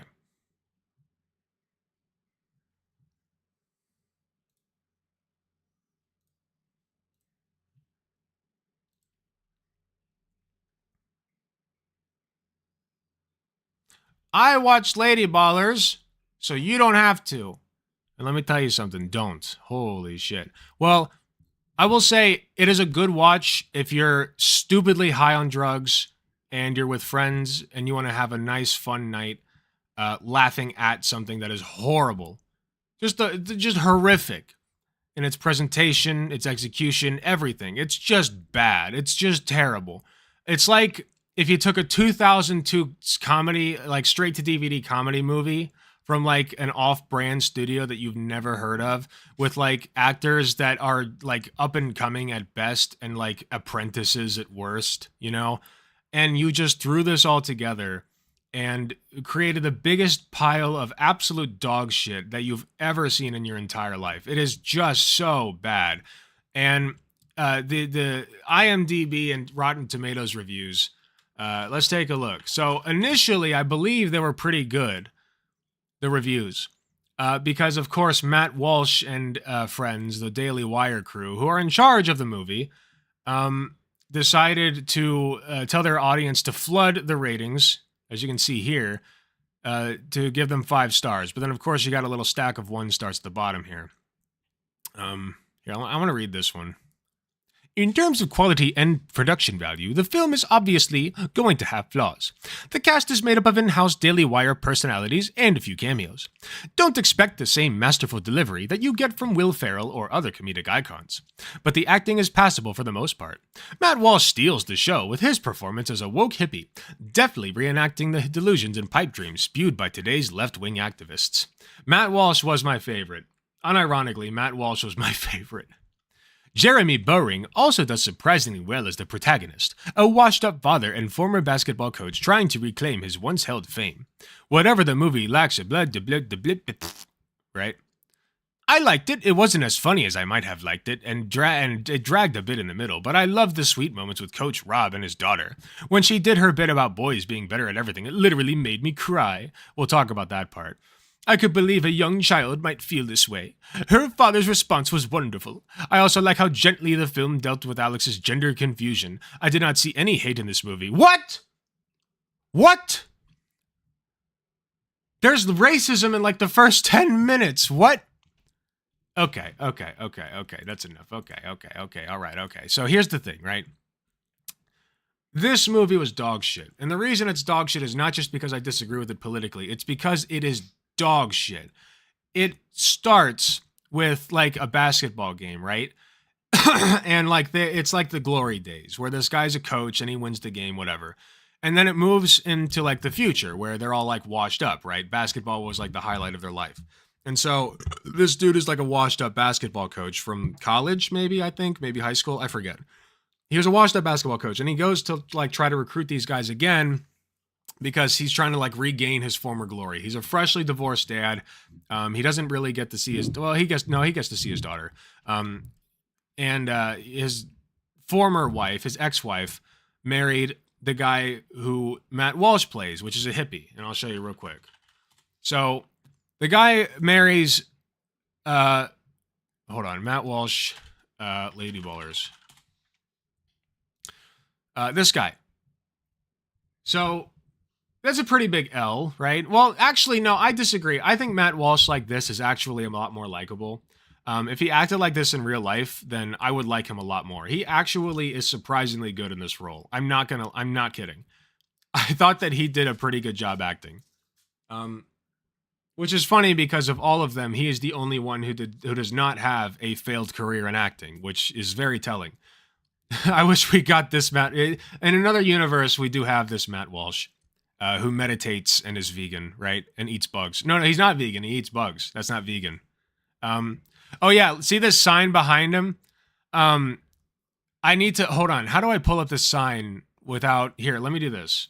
Sorry. For live stream, it's going to suck. But for video viewers, for YouTube viewers, it's going to be fine. I just got to pull this up real quick.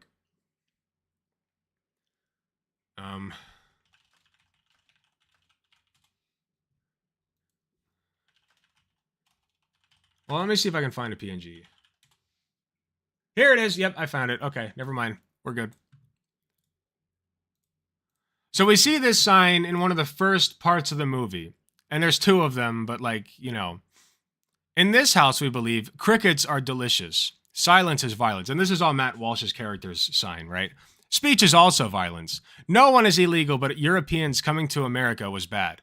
Guns don't kill people. White people kill people. Also, guns kill people. Trans rights are human rights. Feelings don't care about your facts. Pride Month is every month. Social credit scores, whatever. And you get there. The earth is literally going to burst into flames. So yeah, you guys get the idea.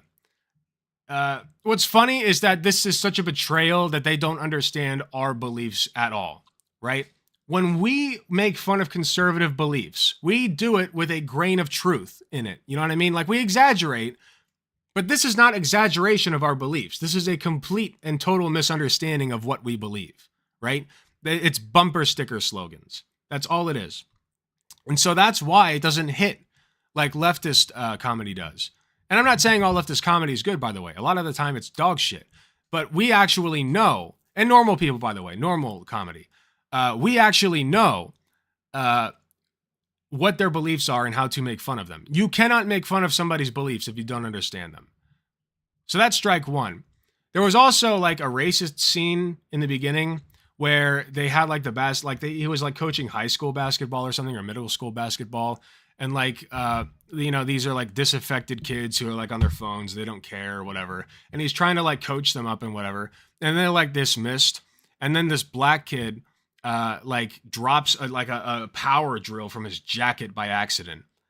And like the coach like tells him, like points out that he like stole it from the wood shop. I forget what the exact context was, but basically the implication was that he stole it, which is insane, right?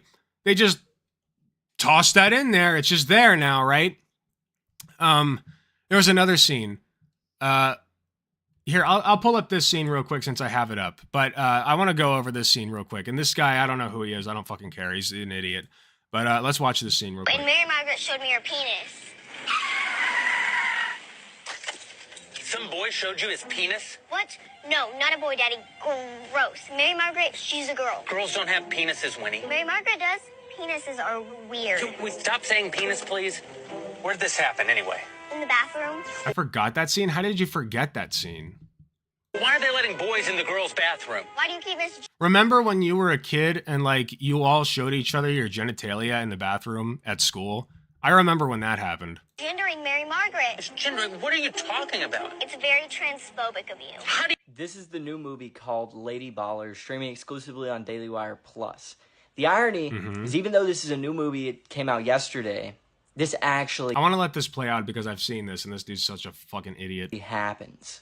Our public this school actually system, happens. I think everyone knows is failing us. That's why a movie like this is so important, is it's exposing what actually happens. The liberals, the left, the critics... are Worth reminding you guys that this originally was intended to be a documentary, and they didn't do it because the Daily Wire crew was too much of pussies to go through with HRT long enough that they would be qualified to play women's sports. Ben Shapiro has admitted as much. So no, this is not happening. They're all going crazy right now. Everyone is wanting to see this movie. If you want to watch it, make sure you guys head over to Daily Wire Plus.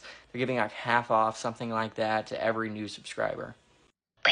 Okay, so here's the thing. In my last video that I did about the trailer for Lady Ballers, this girl was the center of a sex joke, right?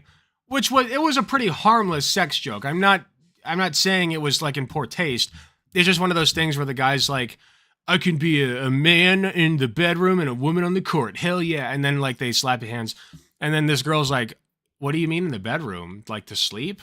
And then the dude's like, yeah. When obviously he meant sex, right? Harmless, but a sex joke nonetheless. This, however, is pretty egregious, right? Think about it.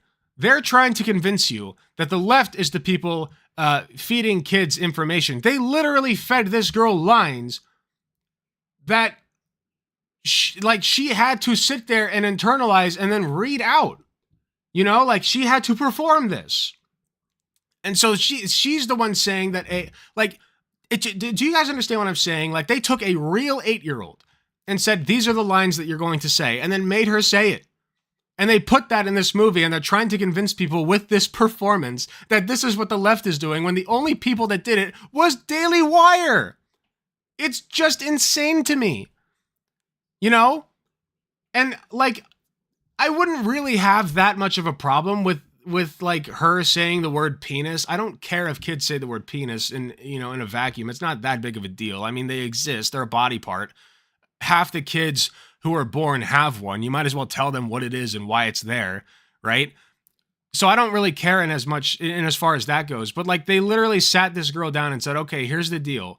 You're in school and you have a trans friend, quote unquote, and this trans friend showed you his penis, right? In the bathroom. And I'm like, and then they made her say the line, and does anybody understand what I'm saying? Yeah, exactly. She was made part of a sex joke. And this girl, by the way, she was the best actor in the movie. Hands down. Phenomenal job by this girl. What a queen. Weird given the context. I think it's a teacher in this instance. No, it's not a teacher who showed her his penis. It was a trans girl that was in school with her. So basically what they're saying is, the real ass of this joke is a fictional character who happens to be a trans child. And what they're implying is that this trans child sexually molested this girl, or like assaulted or whatever, or like exposed herself to her, when, by the way, that can happen with a girl. Mary Margaret showed me her penis. Okay, so Mary Margaret showed me her penis. Okay, let's replace the word penis with vagina. Does that make it better? Is that fine? So if she had said Mary Margaret showed me her vagina, would the dad have just been like, oh, okay, oh, sure, yeah, okay, that's fine. Why not? Why not? That's totally good. It's all good. Oh, vagina. Okay, well now, see, I thought it was the other genitalia, but now that you're saying it's a vagina, that's fine. No, that's not fine. Like, that's just as icky. Exactly, PP girl. It's just as icky. Thank you for the good word choice. Anyway. The bottom line is, oh yeah, and then they had a scene with this girl later, and I won't try to like find it, but like there was a scene toward the climax of the show where this girl comes running over and is like, "Dad, I want to be a boy," right? And then her dad's like, "Why? Like what's wrong?" And she says, "Because boys are better at everything. They're better at basketball and this and then that and then this. And I just want to be better at these things and blah, blah, blah, blah, blah." And they're trying to make it out like this is what goes through a trans child's head. When that's simply not the case. It's simply not. I want to show you guys what it really looks like to be a trans child. And you've probably seen this before if you're in my audience. I've shown it a few times, but I think it's worth bringing up in this context. I think it's Minnesota, maybe? Missouri. So this is the real experience of the dad of a trans child. Ready? My name is Brandon Bulware, and Chairman, I'll go as quickly as I can. I'm a lifelong Missourian. I'm a business lawyer. I'm a Christian. I'm the son of a Methodist minister. I'm a husband. I'm the father of 4 kids, 2 boys, 2 girls, including a wonderful and beautiful transgender daughter, who today happens to be her birthday. And I chose to be here. She doesn't know that. She thinks I'm at work. One thing I often hear when transgender issues are discussed is, I don't get it. I don't understand. And I would expect some of you to have said that and feel the same way. I didn't get it either. For years, I didn't get it. For years, I would not let my daughter wear girl clothes. I did not let her play with girl toys. I forced my daughter to wear boy clothes and get short haircuts, play on boys' sports teams. Why did I do this? To protect my child. I did not want my daughter or her siblings to get teased. And truth be told, I did it to protect myself as well. I wanted to avoid those inevitable questions as to why my child did not look and act like a boy. My child was miserable. I cannot overstate that. She was absolutely miserable, especially at school. No confidence, no friends, no laughter. I honestly say this, I had a child who did not smile. We did that for years. We did that against the advice of teachers, therapists, and other experts. I remember the day everything changed for me. I'd gotten home from work, and my daughter and her brother were in the front lawn. And my daughter had sneaked on one of her older sister's play dresses. And they wanted to go across the street and play with the neighbor's kids. It was time for dinner. I said, "Come in." She asked, "Can she go across the street?" I said, "No." She asked me if she went inside and put on boy clothes, could she then go across the street and play? And it's then that it hit me that my daughter was equating being good with being someone else. I was teaching her to deny who she is. As a parent, the one thing we cannot do, the one thing, is silence our child's spirit. And so on that day, my wife and I stopped silencing our child's spirit. The moment we allowed my daughter to be who she is, to grow her hair, to wear the clothes she wanted to wear, she was a different child. And I mean, it was immediate. It was a total transformation. I now have a confident, a smiling, a happy daughter. She plays on a girls' volleyball team. She has friendships. She's a kid. I came here. Hold on, stop right there. You said she plays on a girls' volleyball team. Well, that's a step too far, mister. That's evil. We must purge them. Anyway. As a parent, to share my story, I need you to understand that this language, if it becomes law, will have real effects on real people. It will affect my daughter. It will mean she cannot play on the girls' volleyball team or dance squad or tennis team. I ask you, please don't take that away from my daughter or the countless others like her who are out there. Let them have their childhoods. Let them be who they are. I ask you to vote against this legislation. So, okay, my bad. So that's what it's like to have a trans child. Just so you know. Just to put that on the record for you. Okay? Now, I don't want to get too passionate right now because this is a very, very silly movie, and I don't think that the vast majority of people who bother looking at it are going to take it seriously. Or maybe they will because they're all Daily Wire fans. I don't know. But the people who take it seriously are already bought and sold, right? So I don't want to get too passionate, but that's what a real trans child looks like. Now, is it going to be the same experience every time? Of course not. But trans kids don't just decide, hey, I'm trans because I just feel like it one day, right? I just thought it'd be fun. I thought it'd be fun to try to be a boy. I might as well try it, right? I'll never know if I don't try it to experiment. No, it's usually a very deep set emotional process that requires a lot of attention, and care and love. And usually it's very obvious. Not always, but usually. And so when movies like this make light of that, it's just disgusting, It's just gross. That being the case, like I said, it is a very stupid and goofy movie. There's probably some stuff that I wanted to talk about it that I missed. But I will be reviewing a couple of people who also review it, who have a very different opinion than I do. So if I forget anything, I'll try to put it in those videos. There's at least two of them I want to go over. There's a Critical Drinker, and I can't remember his name, but there's one other guy. And we'll do that next, because I think it'll be fun. But anyway, to put a cap on this, sorry. Terrible movie. Negative 5 stars out of 5. But good for a laugh if, I won't tell you to pay for it, but I won't tell you to pirate it either. Wink, wink, right? So good for a laugh if you're ever hanging out with your friends and, getting high and whatever, and just need something to really, giggle at.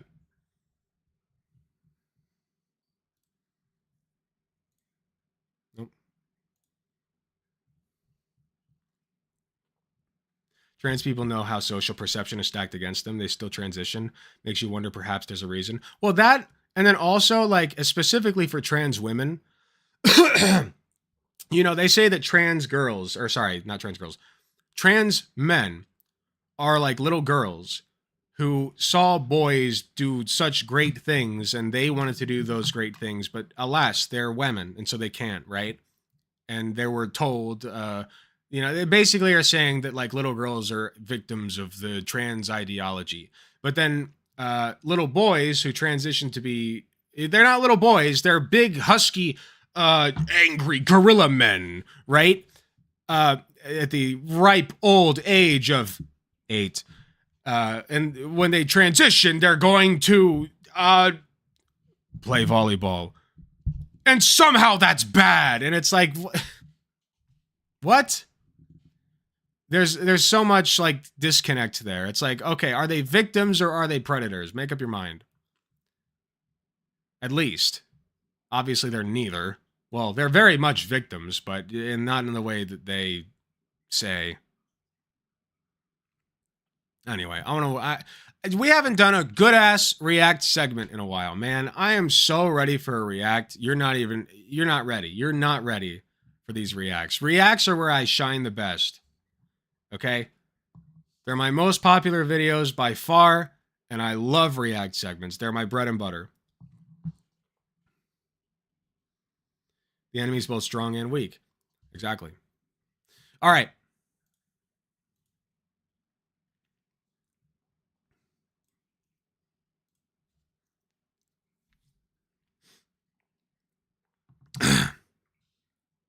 Stupid fucking shit in my throat. Okay.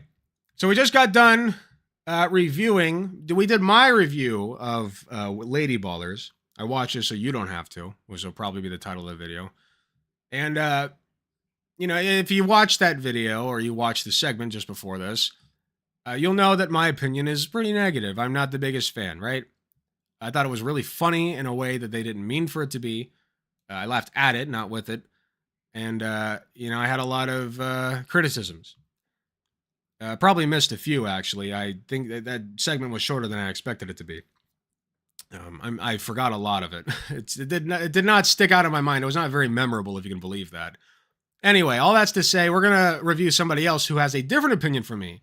Specifically, a man known as the Critical Drinker. Now, I've never reviewed a Critical Drinker video to my memory. I could be wrong. And if I am wrong, you can certainly comment. You're more than welcome to scroll through my video feed and watch all of them for monetization purposes. But Critical Drinker, I know him to be like a conservative, an idiot, you know, just not a very smart or entertaining person. I take that back. He could be entertaining. I'm not sure.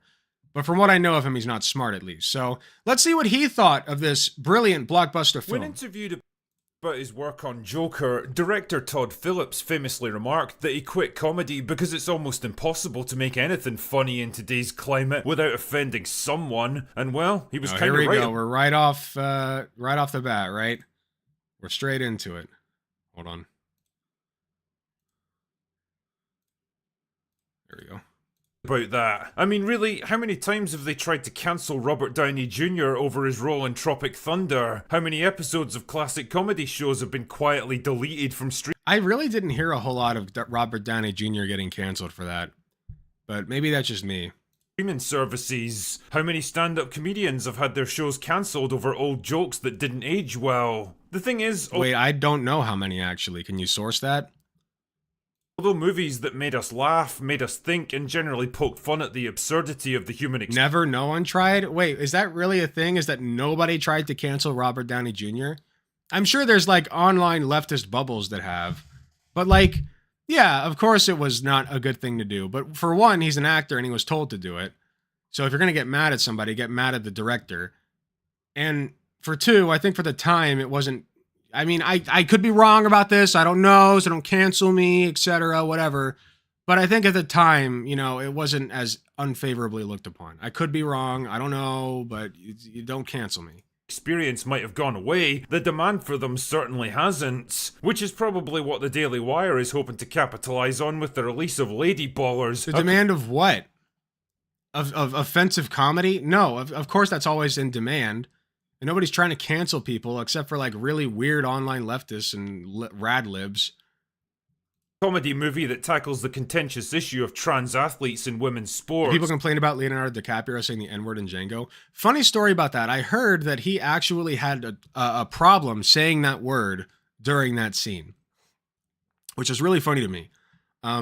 Like he was hesitant to say it. Like he's like, "Is this okay if I say this? Is it okay?" And it's like, you're acting, dude. You're literally playing the role of a slave driver. It would be honestly, I'd be more insulted if and I can't speak for black people, but if I were a black person, or even just like as I am, you know, and going to see that in theaters, I'd be insulted if they didn't make him say that, because they threw that word around like it was a fucking common phrase. You know, like it was their job. They said that word day in and day out. You know, N-word this, N-word that. Oh, look at the N-word over there. That N-word's not working hard enough. Better whip him. You know, like, of course they did that. So I'd be insulted if they didn't say that in that movie. You know? It'd be erasure of history. Exactly. Thank you, Lady Nova. It'd be erasure of history. Very good. The film Continuing. seems to be marketed as a kind of throwback to the comedy flicks of the mid-2000s when humor was still allowed to push the boundaries. And also, I don't remember what movie it was. Oh, it was, who did John Cena play in that superhero movie? Not Homelander. It's a name that's like Homelander. Who did John Cena play? I know somebody knows it. Come on. Come on. Okay, well, it was John Cena. It was playing a superhero. And so, like, there's a scene in there. Peacemaker, thank you. And I told you it's like Homelander. It sounds just like it. But there was a scene in this movie where he's, like, punching his dad.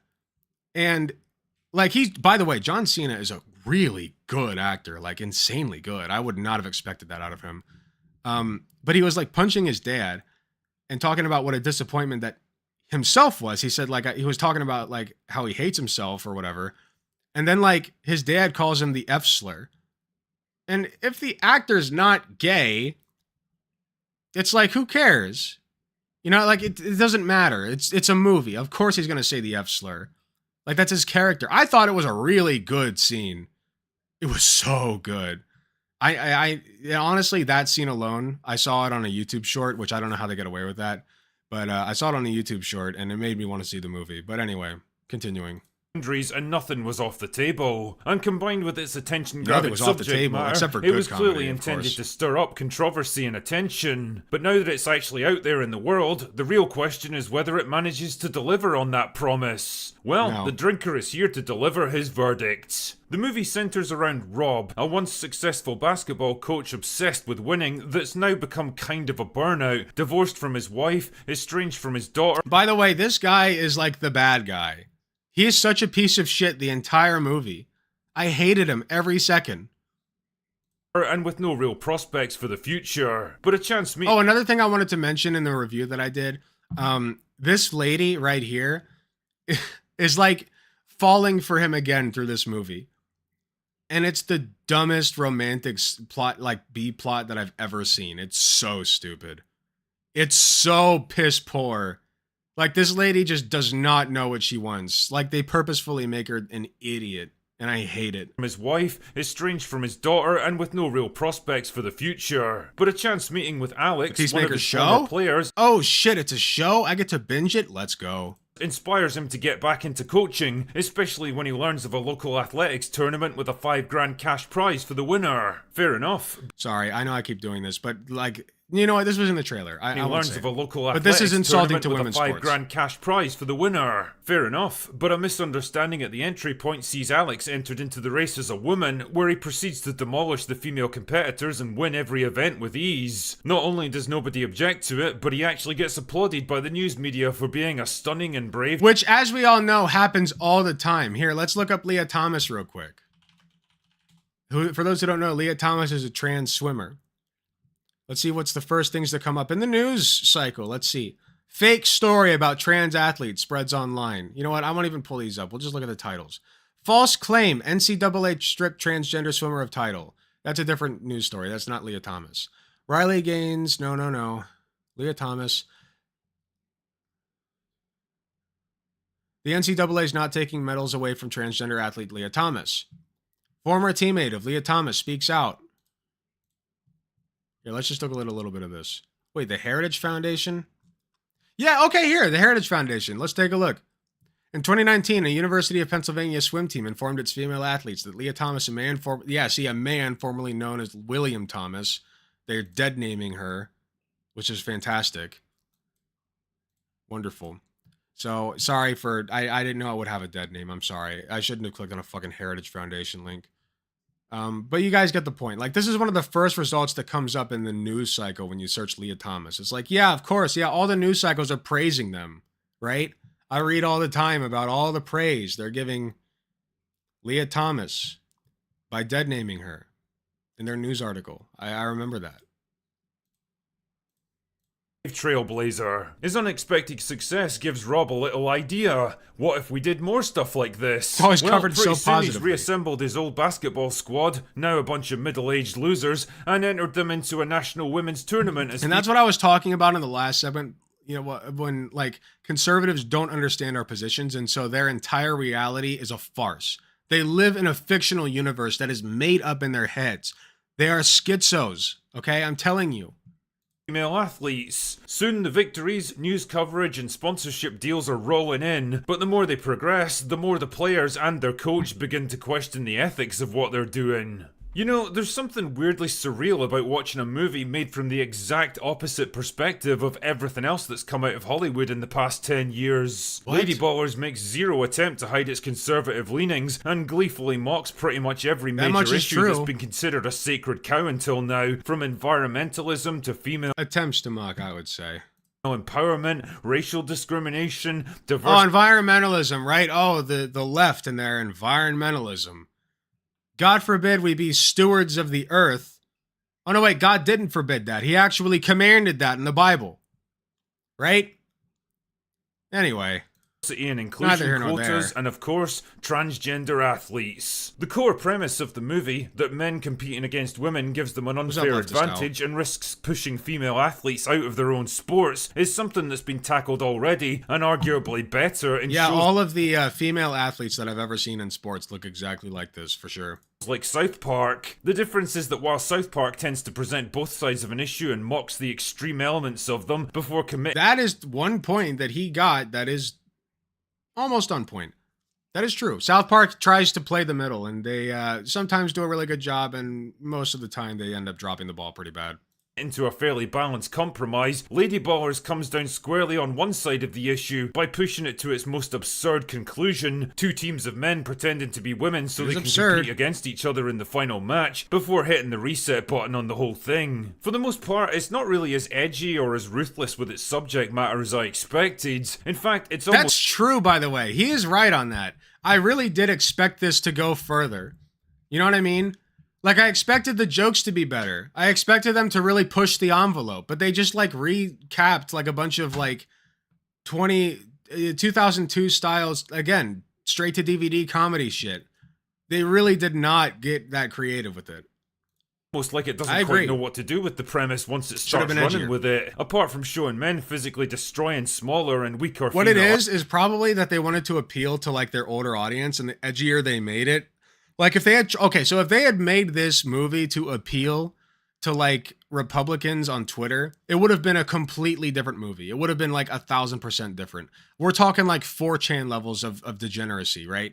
Like, it would have been unrecognizable from its current state. But because their audience, the Daily Wire, is not primarily composed of people who are, like, young edgelords on Xbox Live and, Elon Simpson, whatever, they're not the ones that are going to watch this movie. They know that. So they cater toward their older audience, like 40, 50, 60-year-old conservative wine moms and trucker dads. You know, they think they're truckers because they own a Ford F-150 that if you dare scratch it, they'll kill you on the spot, right? Such big, manly men they are with their pristine little cars that they have to keep free and clean of any grime or muck, right? Anyway, I digress about that. It's not catered towards edgelords in their, in their teens. It's catered towards their 60-year-old boomer parents and grandparents. athletes over and over again. The film It's doesn't definitely targeting divorced dads. That's both true and also really funny because the only divorced dad in this movie that I know of is the worst character. He is built to be the most hateable character, but that is funny. feel the need to explore the issue in more depth or complexity, which is a shame really because at close to 2 hours it's pretty long for what it actually delivers. A True. 90-minute cut would have trimmed the fat and delivered better pacing. I agree with that as the well. actors are serviceable enough for the most part, I guess. Nobody's going to be winning any Oscars for this one, but Am I it's gonna pretty agree much with the him? level of performance you'd expect from Okay, the actors, by the way, like it ranged anywhere from like Matt Walsh was not bad actually. I liked him. I thought it was very funny. The kid actor was great. Loved her. And I know that like they're supposed to be exaggerating and shit, but like most of the acting was garbage. Sports comedy like this. Ultimately, though, the fate of this film is going to be sealed by one question. Is Lady Ballers actually funny? Does it make you laugh on its own merits? Or is it just coasting on the fact... Again, I laughed at it. I thought it was really funny in what it was trying to do. I was demeaning. I didn't laugh! Listen, I know I laughed while we were watching, and it wasn't because I thought it was funny. It's because I thought it was stupid, and I was laughing at it now with it. I swear. that it's a giant fuck you to everyone on the opposite side of the political divide. I mean, if you're a Daily Wire subscriber, then I guess it's pretty much tailor-made for you. But what about the average Joe, the guy with no real political leanings, who's tired of the endless culture war and just wants a funny, irreverent comedy that'll make him laugh? Well, I'd be lying if I said the movie didn't get a few chuckles out of me at least, but it was mostly at the goofy physical comedy, the offhand visual gags and the quippy one-liners, rather than the heavy-handed social commentary. I mean, mocking the most extreme excesses... Wow, I actually agree with his take on this. I agree 100%. It was not pushing the envelope, again. It dropped the ball. Modern PC culture should be an easy slam dunk, but Lady Ballers makes it seem harder than it needs to by labouring its points a bit too much, trying to drive home its jokes with it. See, if your own side is calling you out for not catering to the correct audience, you drop the ball, man, so to speak. You drop the lady balls. Explanations that aren't needed, and lingering a little too long on things the audience should have picked up already. There's also a bunch of random stuff just kind of... Yeah, it did definitely baby the audience. It was very explainy. It had to be very explicit in what it was trying to deliver, and it like explained it way too like openly. Thrown in there that probably seemed good on treats you like you're paper an but doesn't infant really come almost. together on screen. Like one character being obsessed with taking revenge on the team mascot, or a recurring gag about a guy trying to buy time alone with members of the team. None of these goofy little side gags really go anywhere, and really they just feel like the writers threw them in to pad out the runtime. Ultimately, while Lady Ballers is... Well, yeah, I mean, like, it almost is like they were sitting around their little round table at the Daily Wire, and they're like, okay, here's an idea, right? We got the gay kid, and he's a bottom, right? And this gay kid loves dick, okay? You don't understand how much this gay kid loves dick, okay? Like, I'm talking like he will slobber that dick all night, and they're still sitting, but this is at the Daily Wire table. And he's like, okay, so this kid, like this gay kid, right? This like 18, 19, whatever year old gay kid. When I say kid, I mean like adult, but kid, right? And he's just so gay that he like loves the abuse that he gets from the basketball players. He loves it when they slap him around and throw their sweaty, grimy, musky towels on his face, and then like shove him into a locker and keep him there all during the game. Anyway, so we have that guy, and he's and they just put it. They're like, that's awesome. That has everything to do with what we're trying to do with this movie, buddy. Right? And then they just like threw it in. It's like, what? Every scene ended in sex jokes. That's true. It's so weird. It was that's the thing I didn't say in the review. It was so sexual. The whole movie was so sexual, and anybody here who saw it knows that. It was like so overtly sexual and gay, by the way. Very gay. Insanely gay. Like, I can't believe I forgot that in my last video. Like, it's fine, but like, it was so gay. And it was uncomfortable. But it was funny because like, I got uncomfortable a little bit, but mostly I was just baffled. Like, if I were a Daily Wire fan watching that, I'd be like legitimately uncomfortable. I'd be like, what the fuck are you doing? Anyway. Certainly not the worst comedy I've seen in recent years. It's not on par with the mid-2000s classics like Dodgeball, Anchorman or Tropic Thunder that it seems to want to emulate. This movie is very much a rough gem, the imperfect first attempt of a company that's still finding its feet as a movie studio, trying to take on... Okay, that's where he lost me. This thing is not a rough gem. It's like fool's gold, at best. On multiple different genres all at the same time, and probably finding out that it's a lot harder than it seems. And it's kind of a missed opportunity when I think about it. Like, if your aim is to crack the Hollywood echo chamber and capture that all-important middle ground of general audience appeal, you're unlikely to do it by creating one of your own. Anyway, that's all I've got for today. Go away now. Okay. Well, can't believe I'm saying this, but I agree with most of what the critical drinker said. They really did not do much with this, you know? They flubbed it. They flubbed it. I think that they could have done a much better job of making fun of the transes for no reason. I mean, I make fun of trans people, and I'm funny when I do it.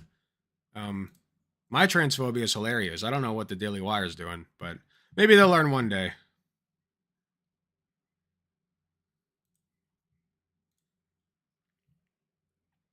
We're an easy target. That indeed. That you are.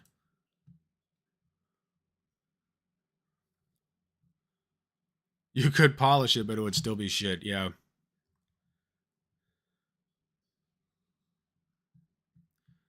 You guys want to do another review? You guys know Sam Hyde?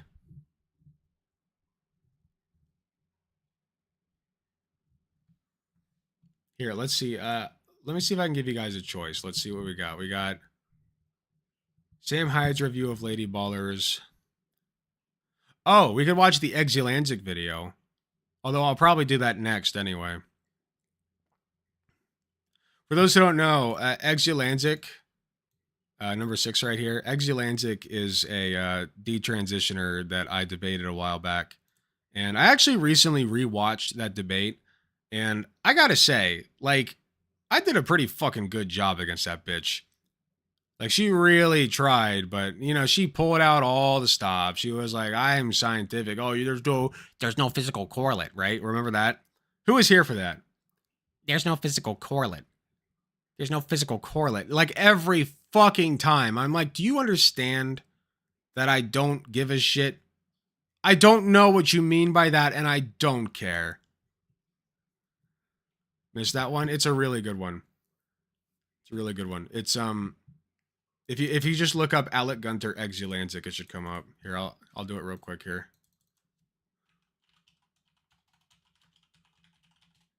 Whoop. Okay, well, still works. This one.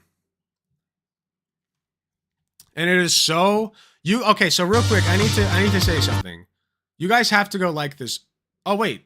I thought it had way more dislikes than that. Never mind. It caught up.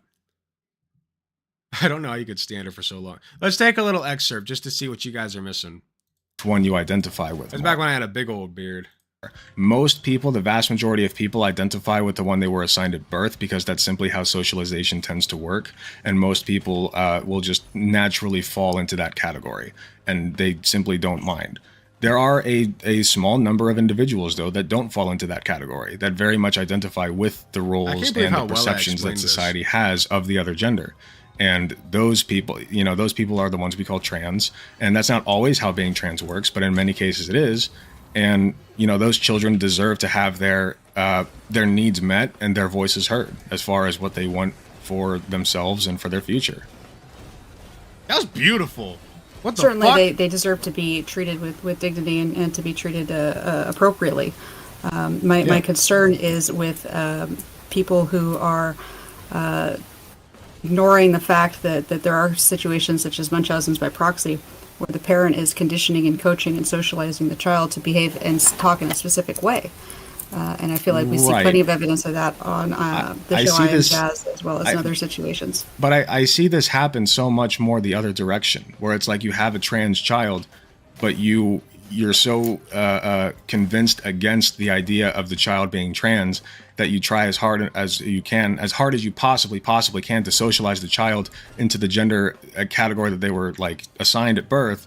And then what happens is the child grows up miserable and depressed, and they're at increased risk of suicide and other, mental disorders. And, when they're adults, they usually cut the parent off and go and do what they want and become a trans person. Or transition fully. Okay, yeah, exactly, transitory. It's a big world, but it's fair to say that does not happen. You know what I mean? Like, it just does not happen. Has it happened? I'm sure like a handful of times. I'm sure. It's a big world. But does it happen? Not really. No, not in any significant capacity. That's not a concern. I see that a way. little bit more of this, a little bit more of milking my own content, and then we'll jump to the next segment. A lot More of often, times personally.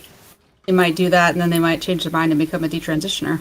Sure, that happens. So if this is something that's some sort of physical state that's existing since your early childhood and not confusion or just make believe or a subjective But I think desire they for should that attention. because you keep saying How make can you believe. account for yes? Understanding the other gender and identifying with it is not make believe. It's not physically real. What about it is not physically real? There's no physical correlate. See? Fucking physical You are saying that correlate you're the act. gender that you're objectively not. There's no physical correlate. But gender is a societal construct. There's no objective gender. That's true. There's objective sex categories. So that makes it a belief system. Sort of, yeah. That makes it make believe. Okay, but it's still a societal construct, and there are still Yeah, consequences. you can call it make believe if you want, but it's societal make believe. You know what I mean? Like it's not individual make believe. That come about as a result of it. Many of them mental in nature. Exactly. Again, if she stops being vague, she gives it up. Yeah. You know, if you're being treated as the gender category that you do not wish to be treated as by the entirety of the group of people who surround you, that's going to have substantial mental ramifications, and we've seen that over and over and over in the literature. I don't see how the solution is conversion therapy and is giving them drugs that will change their brain's development in the hope to make their body match what they imagine will cause other people to treat them differently in the future. Like they don't actually know what it's going to be like to be an adult. They don't know what other people are going to treat them as an adult. It is all based in fantasy. They don't actually know what it's like to be an adult because they're kids. Okay, they don't know what it's like to be an adult, but kids still also have gendered experiences. And they with those gendered experiences, if they are, you know, if their parents are attempting to socialize them as male and they want to be female, you know, they're going to internalize that. They're going to not really like Okay, you guys get the idea. Sorry. I won't watch the whole thing, but I was very proud of my performance in that. So that's the lady that I want to react to. So let's do that. And then we'll come back to, let's take a break from Lady Balls. We'll come back to Sam Hyde later.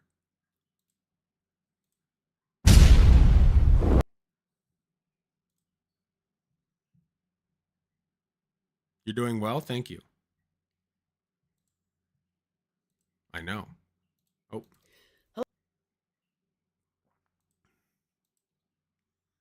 I don't know who Ute is. Trans Widow Ute Hagen? Okay. Fewer subscribers than me, but somehow more views. Probably because Exulansic is... Anyway, we'll start the segment.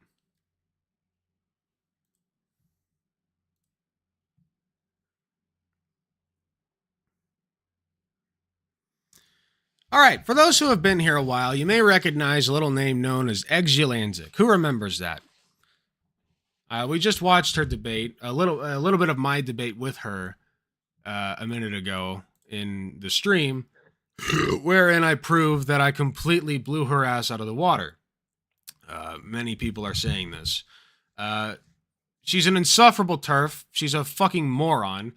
And I should mention, she wrote a couple of Substacks about me here. Exulansic, Alec Gunter. If you Google this, you'll find this. From Exulansic. I'm not paying for her Substack to read this. Alec Gunter, puberty blocker debate person, attacks my appearance and makes your mom jokes in futile attempt to cope. Alec Gunter made a response video to my response video on puberty blocker debate. Now, for those who don't have the context, she reacted to the debate taking certain chunks out to make herself look good, right? She edited like 5 videos reacting to the debate because she definitely won and she needs to ensure that people know that she won. And she has to explain why she won because it's not really apparent from the original video that she won. Because she didn't. Because she's a fucking idiot. I digress. It's exactly what you'd expect from a man who's long since forgotten how grass feels. That one stung. Alec is just hitting the vending machine to make the soda come out. But the soda is a lie, and I will not pretend he made a good argument, blah, blah, blah. Who knows what's next. Yes, they're coping very hard. Although she hit me with the grass thing. I need to touch more grass. That part's true. Anyway, she made a video with this chick called Trans Widow Ute Hagen. I don't know. I don't know who this person is or why she's talking to Exulantic, but they're talking about cross-dressing, and I'm sure it will be very knowledgeable, very smart, and just the best. It'll be a good time. So let's take a look at what these two rascals, these two rapscallions have to say. Hello, Uta Hagen here, and Uta. my guest, who's visiting me, is Exulantic. Yo, We've been spending the weekend what's up, girl? It's together, been a minute. talking about everything. How you turfy been? Terrible, and I hope. Enjoying each other so much. It's just such an honor for me. And I asked Is it loud enough? if we could do a short interview on the topic of the fallacies of cross-dressing. Fallacies. So, I think you mean phallic. I wanted to ask you about this Right. period in your early adulthood when you were dressing in a sort of decidedly not feminine way. Is that a good description of it? Because I don't know if you consider it cross-dressing. I just felt like I was dressing. Wait, sorry, I was reading chat. Consider what is cross-dressing? Not feminine way. Is that a good description of it? Because I don't know if you consider it cross-dressing. Okay, so when women dress in a way that's not feminine, is that what they said? Sorry. Yeah, okay, so she's saying that, like, Exulantic's not cross-dressing because she's wearing masculine clothes, which, by the way, is cross-dressing. Most women today cross-dress by the standards of, like, 1940. Okay, that's just a fact. I just felt like I was dressing as I felt comfortable. So I was wearing differently cut clothes. Had to style my hair differently. Okay. And your hair was short? Yeah, I was buzzed for a while. Oh, buzzed? Yeah. Wow. It was both buzzed, and then for a while I had buzzed with bangs. I'm not sure why I thought it was kind of like a forehead mustache. Okay. There's even pieces. Oh no, she went full Alexander Louise Armstrong. Oh no. Pieces of this that I would just ask, do you think that there was something about... Wait, Utah calls herself a trans widow because her then husband left her because they were brainwashed by their therapist to believe they're transsexual. Oh, wow. I thought that meant that she was a trans person who was a widow. Oh, that's abhorrent. That's disgusting. That is foul. Wow, I fucking hate this lady. Wow, fuck you. Fuck you, Utah. You're a fucking horrible piece of shit. Fuck you. Disgusting. The thrill and the sort of... Look at these two abhorrent, ugly fucking pieces of shit. Jesus. How does that room smell? Christ. Radical moment when you got your hair buzzed off. I do think that buzzing your hair is a good bucket list item for a woman to go through. It was very freeing. Spit it out, girl. Come on, let's go. I feel like I didn't need to... What's the problem? Aha. Think about it. Right. And actually... She was so willing to... Like, she was very well-spoken, I thought, when she talked to me about, canceling trans kids. What happened? Come on, speak up, lady. In terms of let's go. What I want to cover here regarding... She looks uncomfortable. What I call the fallacies of cross-dressing is this idea that there's this big liberation because it's a break from the past. And hold on, is she being kidnapped? Is that what's going on here? Hold on, Exulantic, I need you to blink twice if you are there against your will. Hold on, I think Utah may have kidnapped her. Holy shit. This is bad. Somebody call the authorities. Don't call the authorities. I'm sure she's fine. I think but that's what it looks like.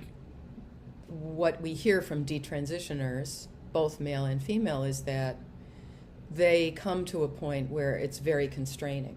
Stench of turfy farts? That's impossible. They sniff all the stench from their own farts, so you can't get any. And it's exhausting to do this cross-dressing and be focusing constantly on this. Effectively, that makes TERFs the one type of woman that does not fart. representation Effectively. of being Because you don't smell it, so therefore it's not there, right? in the opposite sex. It definitely got to a point where I stopped caring so much, and it seemed like more of a distraction than something that I needed to be doing. You know, it's a crutch. It's a crutch. It's a crutch okay. that people pick up when they're Right. struggling in their life for some Yeah. reason. A crutch. Yeah. And a lot so, of the time, anyway. Right, and so you talk about transitioning in all of its ways as placebo effect. Yeah, and I was definitely. just wondering, you know. Yeah, I remember that. If you could. Which is entirely fucking stupid. You have to have the brain of a troglodyte to believe that, because it can't be placebo. Okay, if you understand anything about like medicine, if you've taken like basic medicine courses or know anything, you know that body image is huge for somebody's mental health. Okay, you just learned that. I learned that in nursing school. Okay, you will learn that. Body image is very important. So if you look in the mirror and you don't like how your body looks, you're going to have mental health problems. I'm having some mental health problems right now because I look in the mirror and I don't like how my body looks because I haven't worked out this last year. And usually I looked fucking shredded. But right now I look like a little bit of a blob. Not that bad. It's really not objectively that bad, but I've been having some struggles with it, okay? It's fine.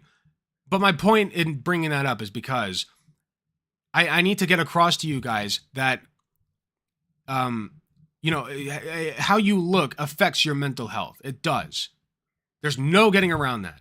And so if you're growing up in the wrong sex, what that means for you, if you're a trans, imagine this. Imagine if you are like a 12, okay, so I need you guys to picture this. Imagine you're assigned female at birth and you turn like 9 or 10 years old, right? The average age of puberty beginning for a young girl. And suddenly you notice that you're starting to grow facial hair. Just a little bit, right? Some peach fuzz. You're starting to get smelly armpits. Your breasts aren't growing in, right? Your jaw is getting more square by the day. And every day that goes, and some of you don't have to imagine this, by the way. Every day that goes by, it gets worse. A cis girl, right? Imagine this happening to a cis girl, if you will. What do you think that's going to do to her mental health? What do you think her friends are going to say at school? Like, how do you think this is going to affect her entire life if she grows up and ends up looking like a man even though she was born a cis woman? That's hell. That's hell, man. Think about that. So if you are a trans woman who's been dealing with that since that young age, and you've been denied care, that's what happens to them. And that sucks. It's not placebo, you fucking bitch, Exulansic. You want kids to die. Christ. Expound on that a little bit, because sometimes when I think that As I said, I hate both of these people. They're terrible. When the general public or someone who is many years away from taking Psych 101 or something, they have forgotten. Sorry, one last rant. I also want to say that Exulansic, you had the opportunity to experiment with these fucking things, okay? To see if this was right for you. You had that, and you want to pull the fucking ladder out from under you. Stupid bitch. What is a placebo? Take the opportunities that you had away from kids. Things to change your body could be a placebo. Anything that you are doing with the intention that it's going to treat you or help you in some way is a placebo. Yeah. And then the opposite is nocebo, which is something Speak up, you bitch. that harms Speak you up. because you expect I it can't to hear harm you. but not for any other reason. I see. And what I feel is that people are operating on a lack of information, and that if you do anything from I'm sorry, I'm a little bit high, and I can't get over how much I hate her. social transitioning through up to very radical treatments like surgeries, that it is damaging, and you haven't been informed of the actual risks. And the other piece of it that I do wonder about too is rebellion. Sort of. There's so much informing of risks for these things that it's excessive. It's to a fault. It's to a fault. Okay? It's very simple. You explain what these drugs do to the patient and their family, and then you have them sign a form and you begin therapy. That's all you have to do. Okay, they want again, remember, TERFs want the government just like conservatives do. TERFs are not different from conservatives. They're on their side 90% of the time. Okay? Abortion might be like the one exception, but even then I've seen more and more TERFs turning against that. Point being, 95 fucking percent of the time, TERFs are on the conservative side. They want the government in charge of your healthcare, okay? That's what they want. So they're also just fundamentally against doctors and healthcare. Like, it kind of goes along with the idea that you are liberating yourself from something. I'm turning this up. And there's some rebellion. Do you have any thoughts about that as far as, you know, what you've observed with others or anything with your own experience? I do think that especially when you're young, there's a lot of angst surrounding being the adult form that you've been expecting to become. And, look at me when you talk. What other people expect of you. And so there is an element. If you're going to spew bullshit, the least you can do is show us your eyes. In a way, and taking control by saying I'm going to flout what I imagine are your expectations of me, which I think a lot of people confuse with somehow actually knowing what other people's expectations are of you. And then I'm sorry, I'm barely even listening to her because her voice is just noise to me. I imagine are your expectations of me, which I think a lot of people confuse with somehow actually knowing what other people's expectations are of you, and then you get back into the autism thing, where the question is, were your expectations of other people's expectations actually the same thing as other people's expectations? Is she reading? Or were you just wrong because you were young? Was your model simple? She's reading. She's reading, isn't she? Look at her eyes. Watch. Were your expectations of other people's expectations actually the same thing as other people's expectations? Or it looks like she's moving them back and forth. Is she fucking reading? Okay. Because you were young. Was your model simple? Right. Because you were young. Right. I don't think that's that big of a deal, but like I just like it's so inauthentic. You know what I mean? Like just talk to people. Talk, man. Just talk. I think this very oversimplified model is being pushed within, you know, the schools. She's doing it on children. This gross oversimplification of what our identity is. And then I also was thinking about hold on. The only people oversimplifying what our identity is conservatives. They're like, no, you are woman, you are nurse, you are teacher, you are home caretaker, you are a pregnant person and mother, you are women's bathroom, you wear a dress, you know, like that's. And then you are, and then even worse, in my opinion, is, well, not worse, but, you know, just as bad. You are man, you do job, you do heavy lifting, you do big boy thing, you do the swear, and you do no feelings, masculine, mad, angry, rage, right? That's their version of gender. So they oversimplify it. Concept of novelty. Grug. So I would imagine that there's a novelty, you know, for a buzzword, a male to be putting on. That means a dress. nothing. And there's a novelty. Yeah, of course it's a fucking novelty. It's going to be a novelty if you've never been allowed to wear a dress. Okay. Also, by the way, I want to point out, Exulanzik was real big on just let him wear the damn dress. Okay, that was one of Exulanzik's lines. So if if she's going to sit here now and say that men should not be allowed to wear dresses, then either she flipped her position or she's being a fucking hypocrite. For a female to put on clothes that... Not a hypocrite, sorry. Inconsistent. She's lying. That she has decided are going to make her appear male. Mm-hmm. I mean, I wore jeans and flannel shirts, and I thought I was kind of cute and sexy in a female way wearing these things. And so I didn't... Oh, no, sorry. They're trying to debunk that, like, when women wear men's, quote-unquote, men's clothes, it's cross-dressing, which is, like, it is.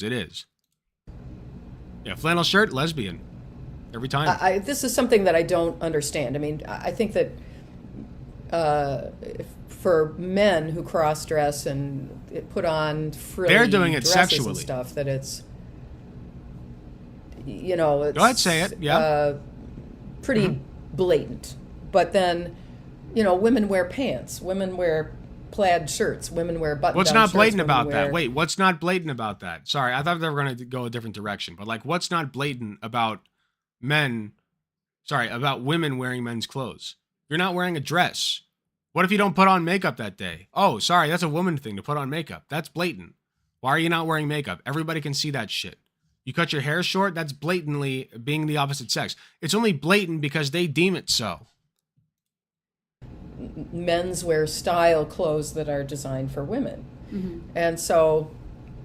No, I mean, there's an art to it where you're trying to not just wear the opposite sex's clothes, but the idea is that you're making changes and you're choosing things in order to mimic the proportions and be aware of what are the actual physical proportion differences between males and females and how can we mess around with that.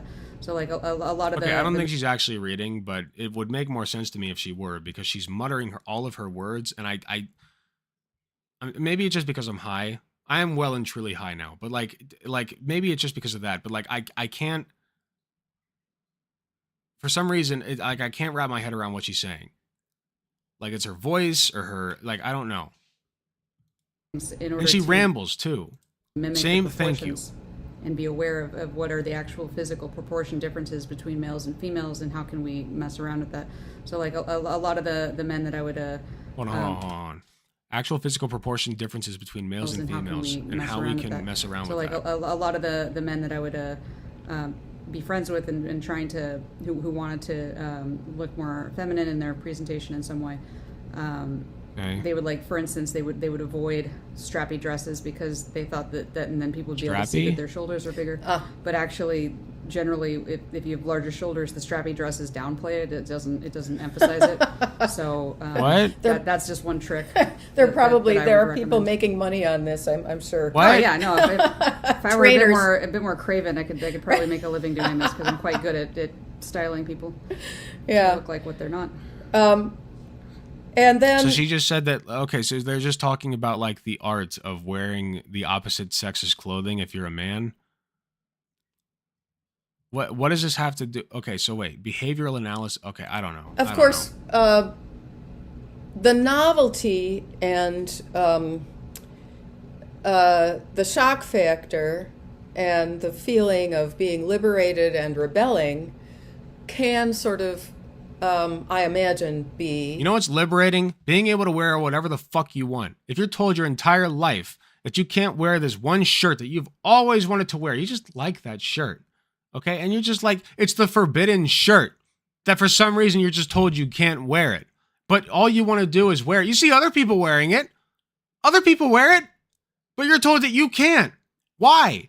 I just want to wear this fucking shirt, man. I see people wear it every day. I love those people, and they wear this shirt. Why can't I wear this shirt? Of course you're going to have, like, there's going to be a novelty to wearing the shirt. For no reason, just for no reason.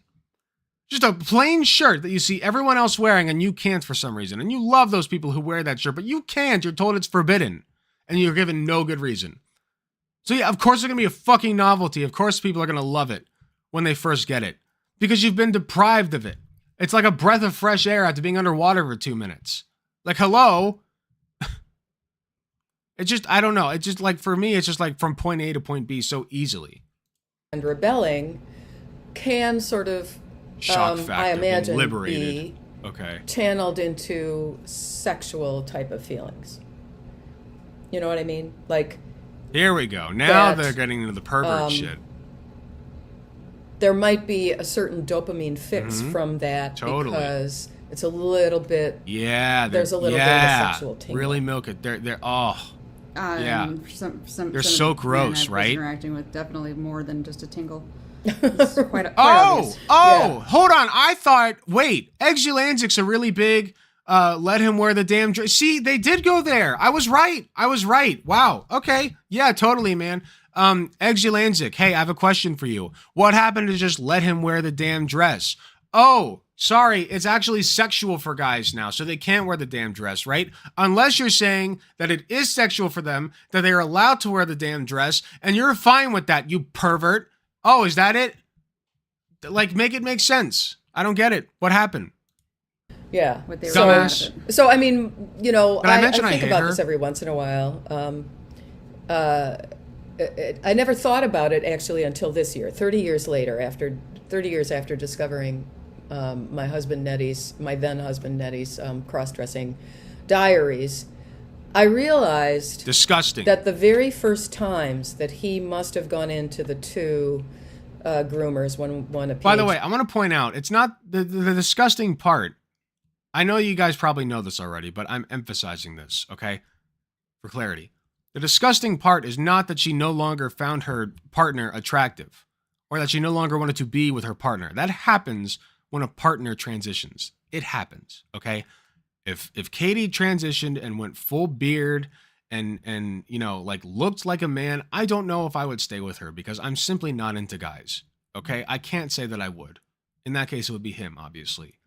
But I can't say that I would stay with Katie at that point because that's not what I'm into. I would still be great friends with Katie. I would still want to be around Katie and have her in my life, but not in a romantic setting. Okay, and I'm able to admit that. You know, I like, but this whole like grift that she's doing is the disgusting part. Okay, she now loathes her ex because of what, you know, she did to her in her mind, right? It was a fetish that she was chasing, right? It's just gross. It's really fucking gross. Because if Katie did that, if that's really what Katie wanted, and that was important to her, I would support every single step of the way. I would support her. Him in that case, of course. But Katie's a her. So I would support Katie. But I can do that without being with her. Romantically and sexually. I can do that. I can manage that. You know why? Because I'm a normal person. These two are not normal. Neither of them. For different reasons, but this trans widow shit, like, that's disgusting. So fucking gross. Trans widow. Acting like they're fucking dead. Disgusting, reprehensible pieces of shit. Did I mention I hate them? PhD psychologist and one completely non-certified individual. He must have been cross-dressing. I would assume that there's a motivation to do that so that you can get that dopamine fix from this so-called professional who's going to say, oh, you look so good in this. You're really doing well at this. Just look at the fantasies they come up with. This is like a fucking sex fic that they just come up with in their brains. This is what they think about. It's so grody. So I'm going to affirm you. Do you know anything? This is a sex fantasy. You know, from the people you've known, have they talked about the first time they went to an affirming therapist or that type of thing? Did they, dress the part? I assume the one person I knew that definitely went to such a therapist that she was likely binding, because I think she was already binding by that point, and presenting in the way she wanted to present. And then there was I know that some people it's less about getting attention and more about feeling like they're Did she finish that? What? Tell me she finished that thought. Did she? I know that I'm high right now, but did she? Hold on, I have to hear that again. They went to an affirming therapist. She didn't finish that thought, did she? Did they, dress the part? I assume the one person I knew that definitely went to such a therapist that she was likely binding, because I think she was already binding by that point, and presenting in the way she wanted to present. And then there was. I know that some people it's less about getting attention and more about feeling like they're in costume when they go outside and feeling like they're safer. Okay, that could have just been a moment of me being high. I feel like she did not finish that thought though. And so I don't know that it's always sexually motivated. Sometimes I do think it's about the theatricalness of it and feeling like they've gone through some sort of ritual to be ready to go outside and in a way that they won't be recognized by, for instance, somebody that had mistreated them in the past. Oh, they're being mysterious. They're disguising themselves. It's so like covert and secret, right? Like I'm hiding. Like I'm a little rugrat hiding my my mischievous desires underneath my exterior, right? They don't know that I'm actually born male, right? That's how I get my kicks off. You're disgusting freaks. How it's so gross. It's so gross. It's literal sex fantasy that they're spewing out at their audience, and they just think this is okay. It's so grody. How do they think this is okay? It's so gross. I think there's different reasons that people. I mean, I don't go outside. It's genuinely giving me shivers, or dude. pajamas or something like that. I know that that's not so uncommon. Is that what these you're days, into? But I don't. I don't feel ready to face the world if I'm not, You got a dressed pajama in king. clothes. Yeah. So I don't know. I really am against social transition, and especially with I can tell. Yeah, apparently, yeah. children. I just don't see it as having the correct perspective regarding inanimate objects, which are clothing, for children. Wait, what? I don't see it. Having the correct perspective regarding inanimate objects, which are clothing, for children. I don't know what that means. Inanimate what? With the right perspective regarding inanimate objects, was there?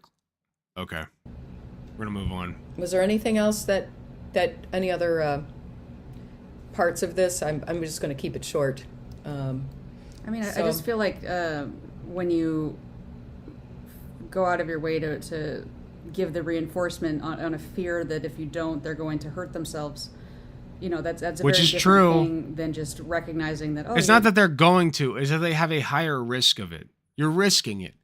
Okay, you're playing, you're gambling a little bit. You're doing a little bit of gamba with that. You're saying, okay, well, I love my kid, but also like I don't like trans people. So do I love my kid more than I hate trans people? I don't know. Let's throw the dice and see if they kill themselves. Right? That's what you're doing. That you're saying, let's throw the dice and see. Okay, is my kid? Let's go, baby. Roll that wheel. Okay, is the kid gonna kill itself? Yes or no? Let's go. That's what you're doing. That's what you're doing. And I'm making a joke out of it, but it's fucking gross. Okay? It's disgusting. Abhorrent pieces of shit. It's a disgusting game that you are playing with your own flesh and blood. How dare you? How dare you say that you want to protect fucking kids? You disgusting perverted freaks. Have I mentioned how much I hate you? You decided to wear something a little bit fancier, a little bit more feminine, a little bit more masculine than I'm used to seeing you in, but you look nice still. Like I feel like people, especially young people, need to have freedom to dress differently, and then to find out that actually no one cares that much. Yes. And so I think the problem now is that everyone cares a whole lot. Yes. When somebody changes their It's dressing, because and people care too much. That becomes a means of getting attention, a means of getting reinforcement, a means of getting your way.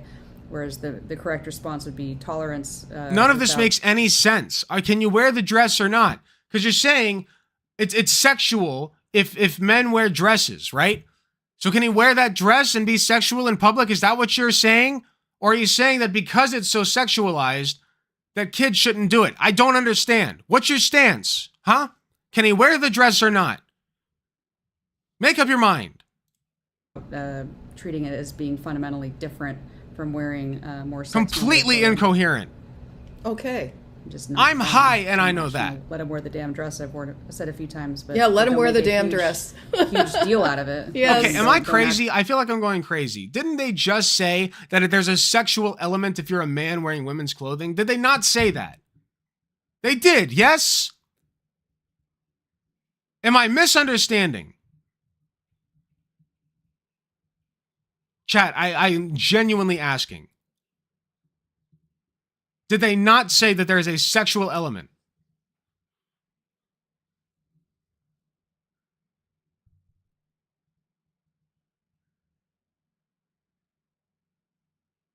Okay, it's fine if you don't answer. I swear though. I swear they said that.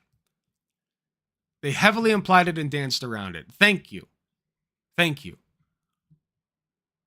That's it.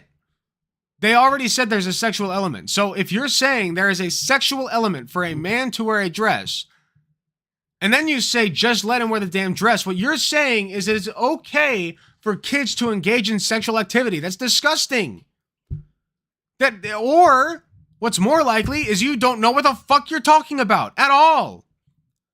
Which is surprising given that you've been through this system. Another possibility, of course, is that you're lying, which is the best possibility because you're a grifting piece of shit. You love attention, and you project that onto trans people and claim that they're the ones that love attention, but it's actually you. And the only way that you can get that fucking attention that you crave so fucking badly that you transitioned and then detransitioned is to do this fucking grift. And kill kids in the process. Have I mentioned how much I hate these people? Like it means something, right? That they're not what they are, right? Because you are. You can't even look at me. You can't even look at me while you say this shit. Look at me. Pathetic, pathetic. Everything about that.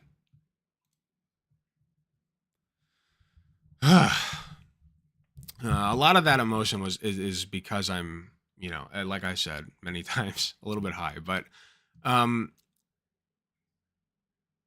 just like, I don't, Eggsy Lanzik was given the freedom to be able to do that, you know, and understand herself better, you know, and she wants to take that away from kids. You know, that's happening in Ohio as we speak.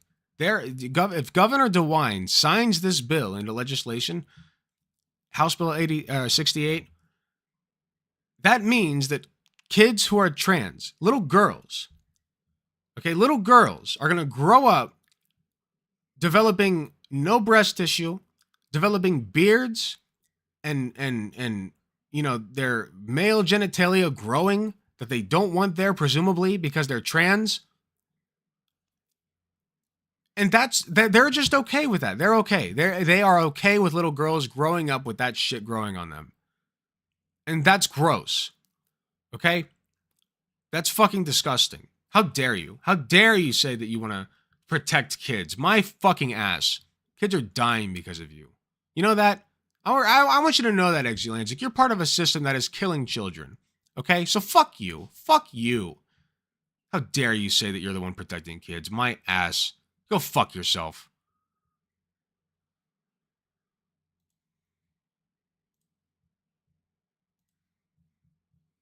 Felt good. That felt real good. Can't wait for her to see that shit. You know she will too. She's obsessed with me, dude. Go fuck yourself, Eggsy Lanzik. I fucking hate your guts.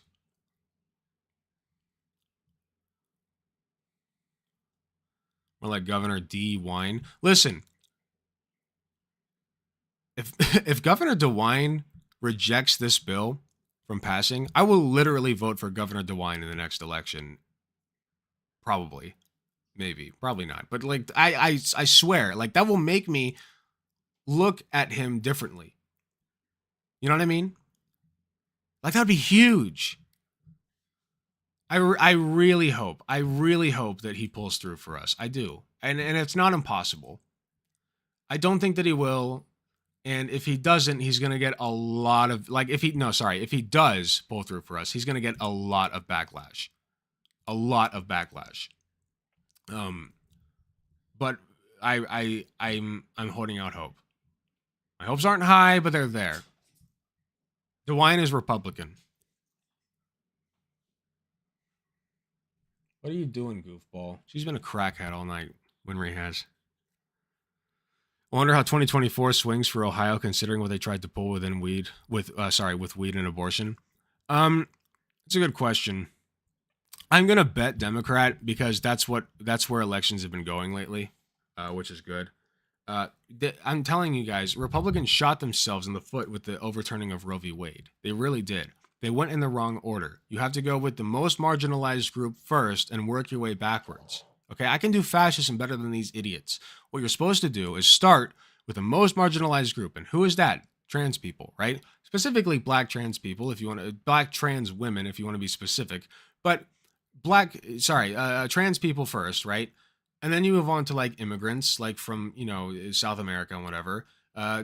Illegal, preferably, but nothing's off the table. And then you move up to black people, of course, and then you go to women. And women's like the last barrier, right? Because women are present in all cultures in all ways and flavors and types, just like men are. So women's the last frontier. You're supposed to save that one for last. It's the last juicy nugget that you get to suck the life out of, okay, is women. But you have to go with every other marginalized group before that.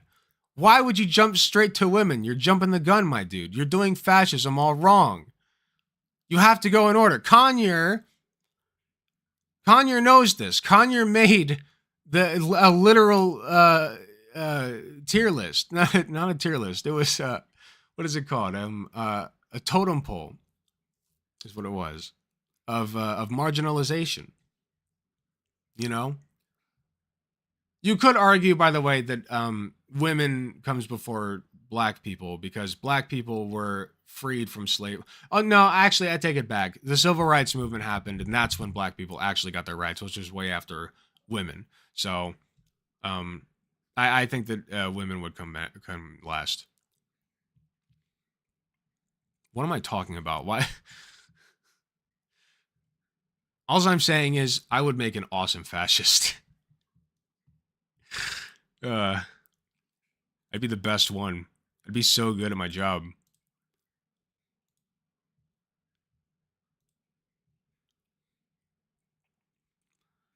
All right, I'm going to go grab a drink real quick. I'll be right back.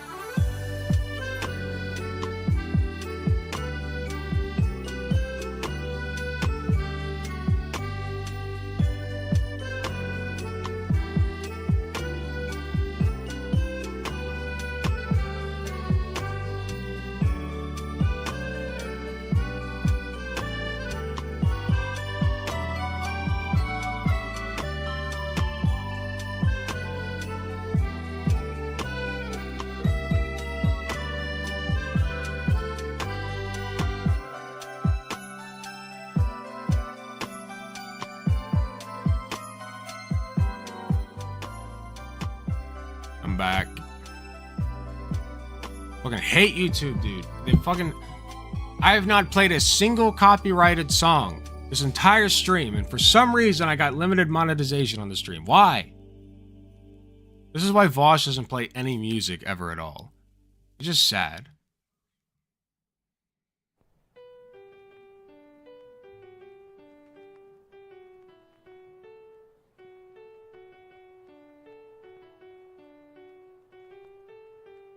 Trans issues and abortion are losing issues for Republicans. Here's the thing: so you have to wedge yourself in. The Republicans finally found out that like people actually latch on to the idea of fairness in sports, and so that's where they like kind of nudge their way in, and they did convert a lot of people that way, unfortunately. Another thing is like protecting kids. So like if you can convince people that like they're performing these dark, horrific surgeries on kids and like, chopping off bits and whatever, then you can convert them that way too. And they feel like that's barbaric and they have kids and they don't want that to happen to their kids, and if kids get brainwashed, So like, it's not, trans issues unfortunately is not that much of a losing issue. It is, but like it's got way more of a wedge than abortion, because abortion is frankly just cut and dry. Like even Republicans want it. They've made that clear. So, like I said, they really shot themselves in the foot by trying to just axe abortion first. They can't help themselves. They're idiots. You have to be an idiot to be a fascist, and that's why I would actually make a terrible fascist, as it turns out, contrary to prior statements. But there's no such thing as a smart fascist, so what are you gonna do? It's an oxymoron.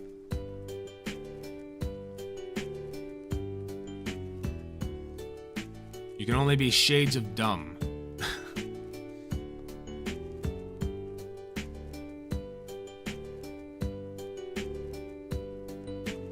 Okay.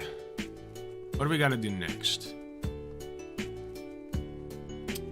I don't know if I was gonna make a... Hell, my friends, have you been paying attention to what's going on? I don't know if I was gonna make a video about this, but 10 months ago, this guy demonetized released a video called Vosh is Unironically Evil. And I thought it might be fun to watch that while I play Risky Rain. But what do you guys think? Do you want to watch that? Because I'm very much in the mood for some Risky Rain. So I'm going to play Risky Rain regardless of what you motherfuckers want to do. But we can at least decide on a video. So would you guys rather watch that? Or do you want me to crack open a Karen video? Because I'm open to either.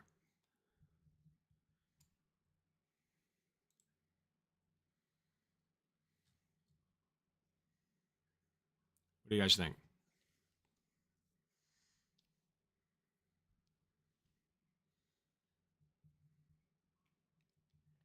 I often say the worst aspect for defending the trans community is how much no one cares. And the best defense for the trans community is how little people care.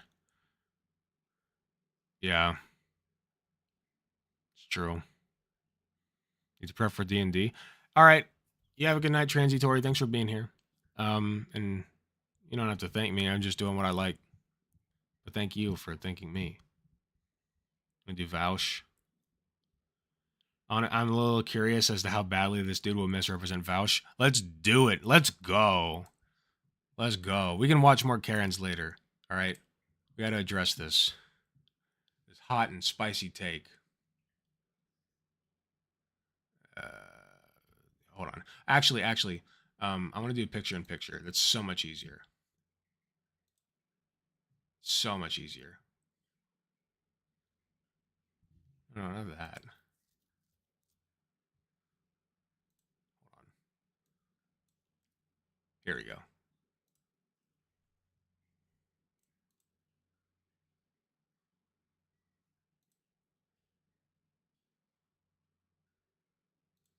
There it is. Okay. There we go. So much easier. I don't know why I didn't do this before. Today I feel gay. Stop following me on Twitch. Why do I have the alert box on for Twitch? Go away. Nobody likes you. Fuck Twitch. We don't need them.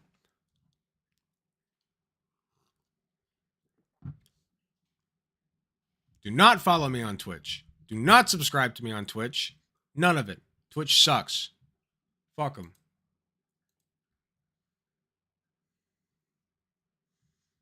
Risky Rain, let's go. Going on with me recently, you will know that I am out of town today, which means no video, at least not one of my own. This is a re-upload of Doomer Politics's, otherwise known as Doomer Media, his legendary video, Vosh is unironically evil. I know he renamed it after some pressure. He changed it to Is Vosh unironically evil, but you know what? I'm sticking Sorry, it's really loud. with the original title. The reason that I'm re-uploading it is because Doomer, he's a friend of mine, he wants to leave the internet, and he wants to just start anew with no baggage, and it's like, okay, fair enough, you know. But I didn't want that video to disappear. Most people don't want that video to disappear. It's an incredible resource, and he said the main reason his channel is still around, with all the other videos on it wiped, is because the video needs to be seen. What is this video? I have no clue what this video is. By people. Otherwise, he would just delete the channel and restart. So I told him, you know what? I'll host it for you. I think it's an amazing video. So, in case you missed it the first time, here it is. Vosh is unironically evil. Enjoy. Send me an email at voshvideo.com with your perspective on the issue, with the intent of being critical, because I don't learn from praise. Oh, wait, does captions not work on this? Oh, I guess it doesn't. Oh, well. Sorry, guys. I guess I learn a little from praise, but I learn more from not praise, okay?